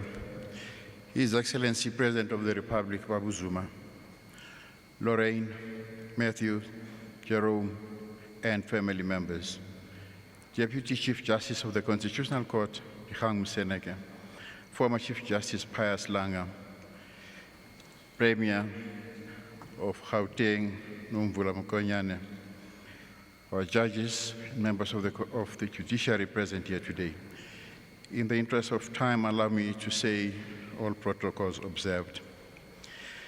On behalf of the Parliament of the Republic of South Africa, I extend our sincere and deepest condolences to you, Lorraine, Matthew, Jerome, and your entire family. The loss of a family member is always heartbreaking, very traumatic, and painful. More so, one who was as warm, caring, and compassionate as Arthur. If we feel so bereft in the wake of this loss, we can imagine what it signifies to you and your family. What a voice his has been. Precise, learned, measured, thoughtful, compassionate, and highly persuasive.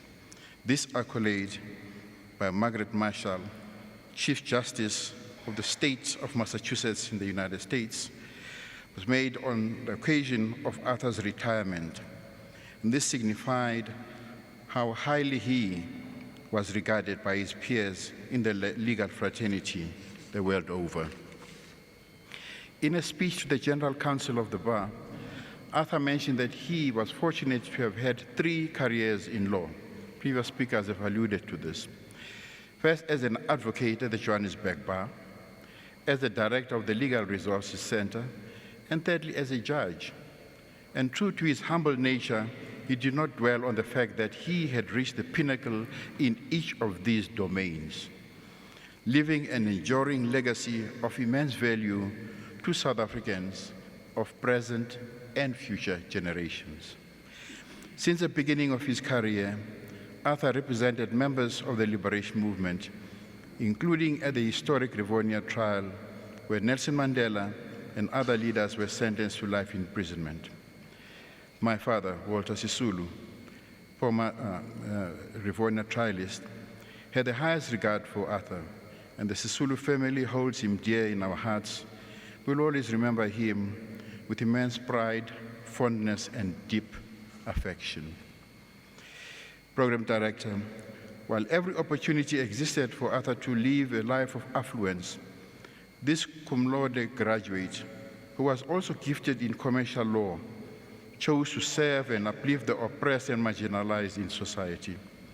In 1978, he left what is described as a flourishing private practice to establish the Legal Resource Center. Arthur and his colleagues built the LRC on such a solid foundation that it survived the onslaught of the apartheid regime. Today, 34 years later, it continues to use the law to promote a human rights and developmental culture and agenda, as articulated by Janet Love. As a leading member of the ANC's legal team, Arthur played a major role in the drafting of our Constitution. Equally significant, as the first president of the Constitutional Court, he was a key figure in establishing our constitutional jurisprudence and legitimizing the role of the judiciary in the post-apartheid South Africa. This was no small task, as during the apartheid era, under the doctrine of parliamentary sovereignty, aided by a complicit judiciary, the law was used as a sword to cut down the rights of our people. At the time, many people, myself included, lacked faith in the legal system and expressed serious reservations when, during the constitution-making process, we debated empowering old order judges to invalidate laws enacted by a democratic parliament. However, under the capable leadership of Arthur Chaskalson, the Constitutional Court developed a jurisprudence that emphasized that rights contained in the Bill of Rights must be understood both generously as well as purposively to give expression to the underlying values of the Constitution. This was based on an understanding that the Constitution signaled a break from our oppressive and exploitative past and was predicated on achieving substantive and not mere formal equality. Importantly, it was the jurisprudence of the Chaskalson's court that allayed fears that an unelected judiciary would be used to thwart the goals of our hard-fought struggle for not only democracy, but also for equality and social justice. As a leader of our judiciary, a formidable task was placed on Arthur's shoulders to start transforming the judiciary. Given his history of being a struggle lawyer, concern was raised that the Constitutional Court was biased. This was, of course, unfounded, as the court clearly made its mark and asserted the independence of the judiciary and the supremacy of the Constitution. Former President Mandela said, and I quote, "I always recall how one of the first judgments in the Constitutional Court was around a matter in which I was involved as president of the country. And the president of the Constitutional Court, regardless of the fact that he was once my friend and a lawyer, ruled against me. It was then clear to me that South Africa was in safe hands with that court operating at the apex of our democracy. A key principle of our Constitution is the separation of powers. Naturally, there have been many times since 1994 when the Constitutional Court had to keep the executive and indeed Parliament in check. This is proof that the seeds of independence were cemented by Arthur's courts, and this continues to be the case today. In my 2012 budget speech, I stressed that members of Parliament that the laws we passed must be in keeping with both the letter and spirit of the Constitution. In doing so, we preserve not only the separation of powers, but also independence of the judiciary, as we do not force courts to intervene in our parliamentary internal arrangements or because our conduct is lacking. The Cape High Court recently emphasized that, I quote, "Courts do not run the country, nor were they intended to govern the country," close quote. Justice Davis warned members of parliament against creating what he called a juristocracy and said that this risked the politicization of the judiciary. He went on to say that such actions can only result in jeopardy for our constitutional democracy. This is something that the Constitutional Court, under the able leadership of Arthur, worked hard to avoid, and we must preserve this balance, this careful balance. Ladies and gentlemen, Arthur, in conclusion, was also deservedly the recipient of a string of national and international awards, including the Order of the Baobab in gold. He represented his country with distinction, and he lived a life of service to the people, especially the most marginalized and downtrodden. Speaking of the Constitution after 18 years of democracy, in July 2012, he said, and I quote, "Much has changed since the new constitutional order came into force, and the country is now a far better place than it was under apartheid." One of the lessons of the South African experience is that whilst democracy and the rule of law may be preconditions for a more equitable society, they are not in themselves sufficient to achieve the goal of a peaceful and thriving community. Equally important is the need for development and an economy that provides both work and hope for all who need it. Our Constitution provides a framework for us to do so. Although we have a long way to go to realize the aspirations we set ourselves when we adopted our Constitution, I remain an optimist and believe in our country and its future, close quote. Yes, indeed, what a voice his has been. Precise, learned, thoughtful, compassionate, highly persuasive, and always courteous and humble. Let us continue to listen to it. Let's continue to listen to that voice and be guided by its wisdom. On behalf of Parliament, I once more express our condolences to Lorraine and the family. Take solace in the knowledge that Arthur's sterling contribution will remain a guiding light for our democracy. He occupies a cherished place in the annals of our history. Robala Kahoto, Arthur Chaskalson. I thank you.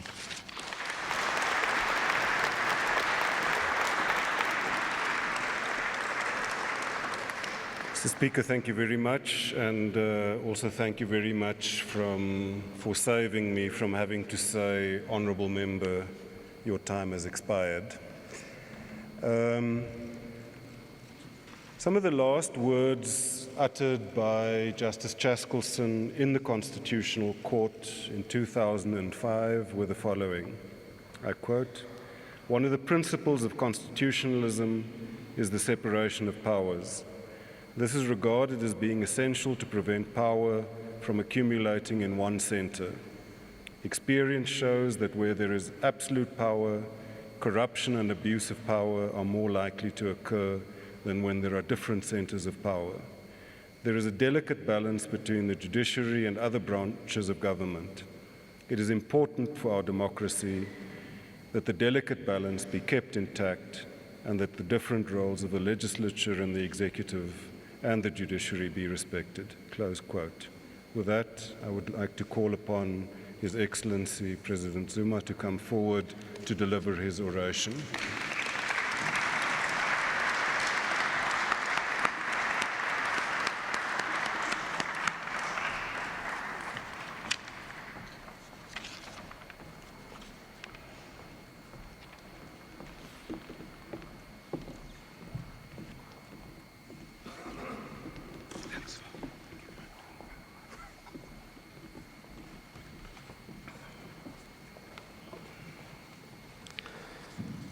Thank you,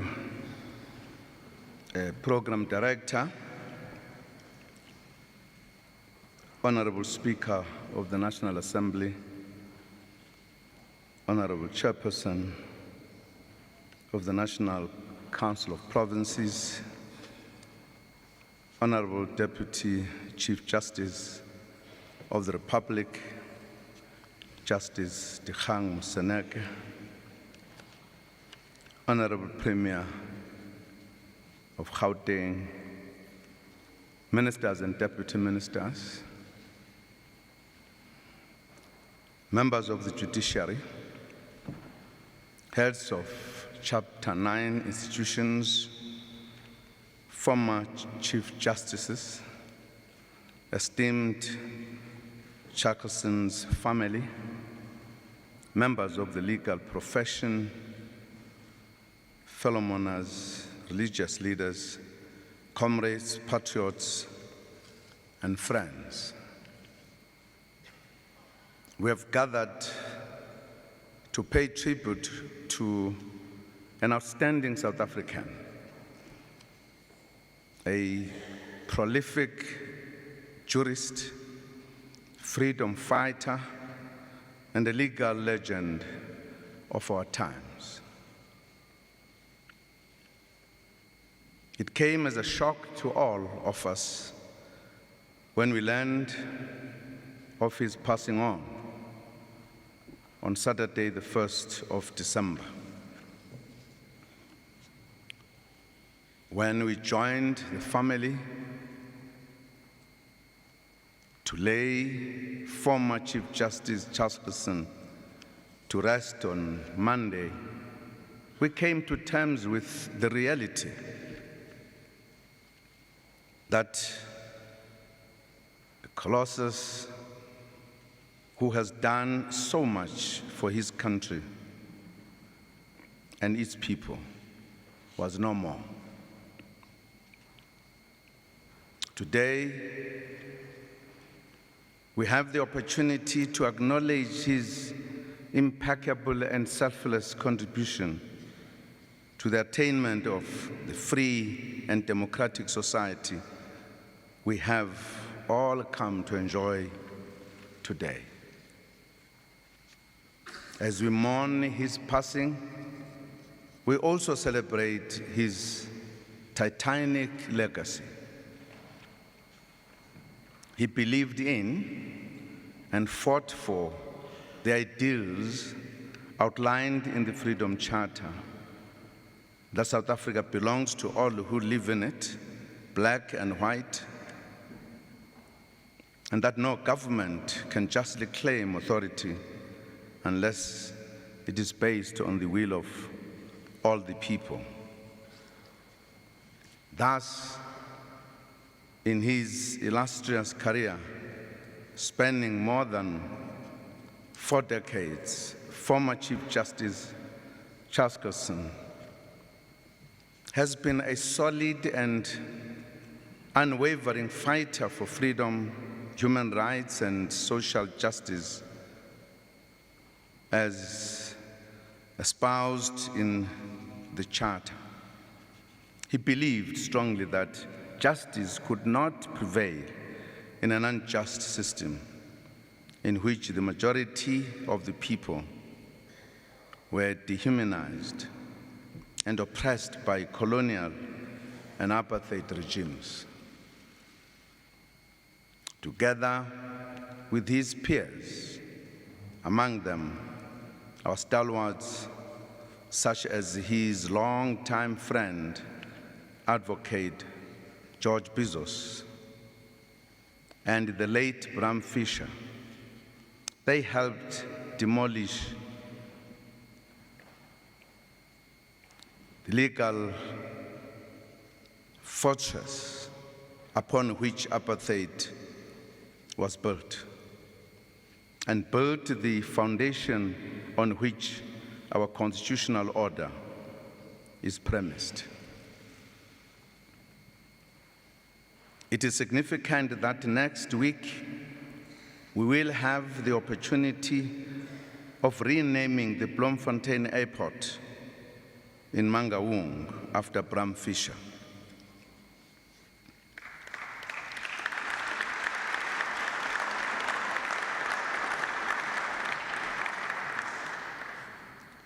As a nation, we are truly proud of these outstanding and notable compatriots who never steered from the cause of freedom and justice. Despite the threats of being jailed or even losing their clients to the gallows, they soldiered on at the height of repression, trying to obtain even the smallest form of reprieve for freedom fighters in trouble with the apartheid laws. They knew that each case was an uphill battle, with the exception of a few courageous judges who criticized government for its unjust policies. It was convenient for the majority of judges who owed allegiance to the government of the day to give effect to unjust and oppressive laws. Therefore, when they appeared before the accused in the Rivonia trial, regardless of the good case that Arthur Chaskalson and his legal team presented, the case was always bound to take the direction it took. Indeed, Rivonia confined President Nelson Mandela and the MK High Command to life imprisonment on Robben Island, where many freedom fighters were to follow later, including our Deputy Chief Justice Dikgang Moseneke. We are proud of that Rivonia legal team. Justice Arthur Chaskalson and Advocate George Bizos put up a good fight against all odds and saved our leaders from a potential death sentence. Throughout their active careers, they never got tired of performing their historic duties diligently and with passion, driven by the knowledge that they were contributing to the fight for a better society, a democratic, non-racial and non-sexist, united and prosperous society. Compatriots and friends, besides a sharp legal mind and political acumen, Justice Chaskalson will also be remembered for his compassion and humility. It is for this reason that he founded the Legal Resources Center, to which many ran for relief against apartheid laws, which were designed to make their lives miserable. Fellow mourners, it was most appropriate that Justice Chaskalson served as the first head of the Constitutional Court in a free South Africa. He had participated so directly in the process of crafting the new Constitution. He had played an important role in the multi-party negotiations as a member of the technical committee that drafted the Bill of Rights, which was later enshrined in our Constitution. At the inauguration of the Constitutional Court, President Nelson Mandela had this to say, and I quote, "To Judge Arthur Chaskalson and other members of the Constitutional Court, let me say the following. Yours is the most noble task that could fall any legal person. In the last resort, the guarantee of fundamental rights and freedoms for which we have fought so hard lies in your hands. We look to you to honor the Constitution and the people it represents," unquote.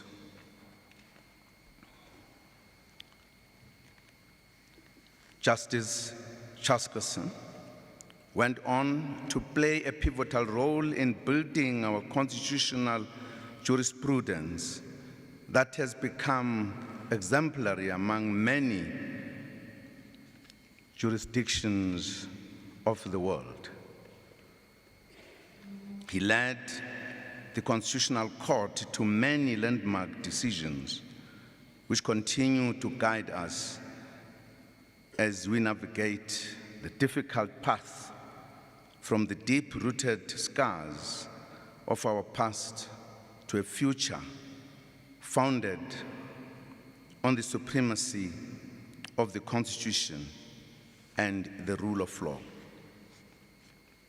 Amongst the first decisions penned by the court under his reign is Mokonyane judgment, in which the court boldly found the death sentence unconstitutional as it violated the right to life and the right to human dignity. These rights were affirmed by the court as the foundation and source of all other rights in the Bill of Rights enshrined in our Constitution.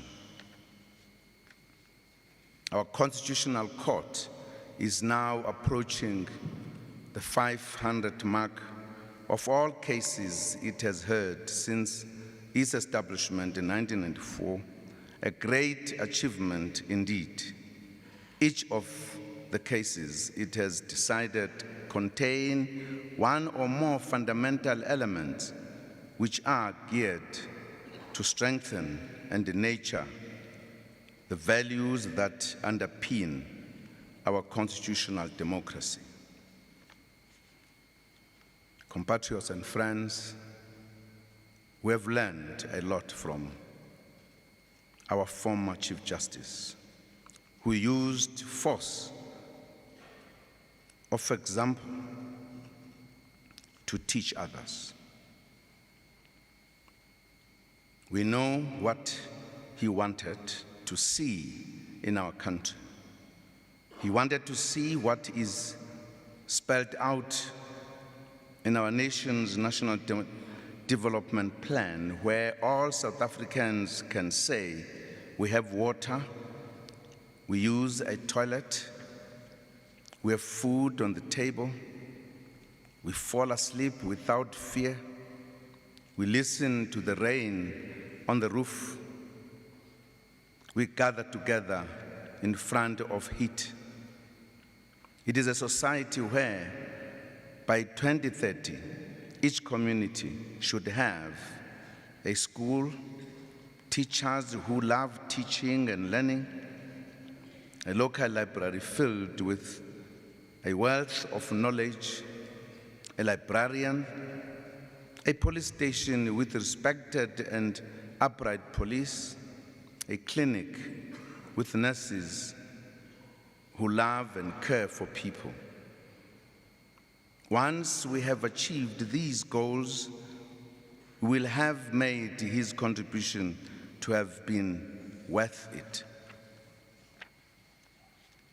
He reminded us of his wishes in his recent address to a conference at the University of Cape Town under the theme, Challenges Facing the Administration of Justice. He reiterated the pronouncement of the Constitutional Court in 1998 in the Subraman case that, and I quote, "We live in a society in which there are great disparities in wealth. Millions of people are living in deplorable conditions. There is high level of unemployment, inadequate social security, and many did not have access to clean water or to an adequate health services. These conditions existed when the Constitution was adopted, and a commitment to address them and to transform our society into one in which there will be human dignity, freedom, and equality lies at the heart of our new constitutional order. For as long as these conditions continue to exist, that aspiration will have a hollow ring," unquote. In his memory, the executive commits to do better than before in improving the implementation of programs that are meant to improve the lives of our people. We commit to do better than before, working with the other arms of the state and all sectors to reverse the legacy of inequality, poverty, and underdevelopment, and build a society together where no child goes to bed hungry. Justice Arthur Chaskalson has run his race and fulfilled his mission to contribute to building a better South Africa in which all are treated with dignity. He fulfilled the undertakings made in his oath of office, in which he had sworn to, and I quote, "to be faithful to the Republic of South Africa, to uphold and protect the Constitution, and the human rights entrenched in it, and to administer justice to all persons alike without fear, favor, or prejudice, in accordance with the Constitution and the law," unquote. On behalf of the government and people of South Africa, we convey our deepest condolences to the Chaskalson's family.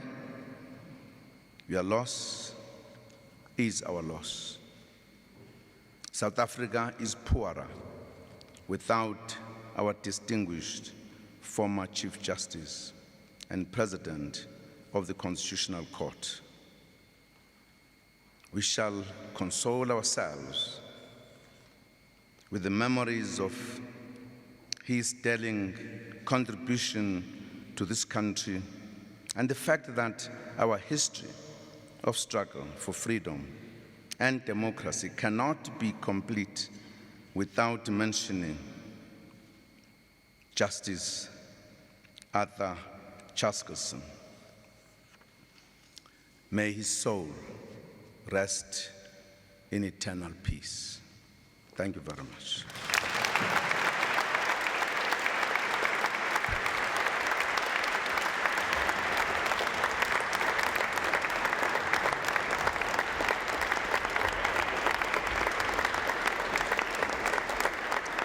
Well, that is how we come to the end of this special broadcast of the official memorial service of the late Judge President Arthur Chaskalson. From me, Vuyo Mvoko, and the rest of the crew, good evening.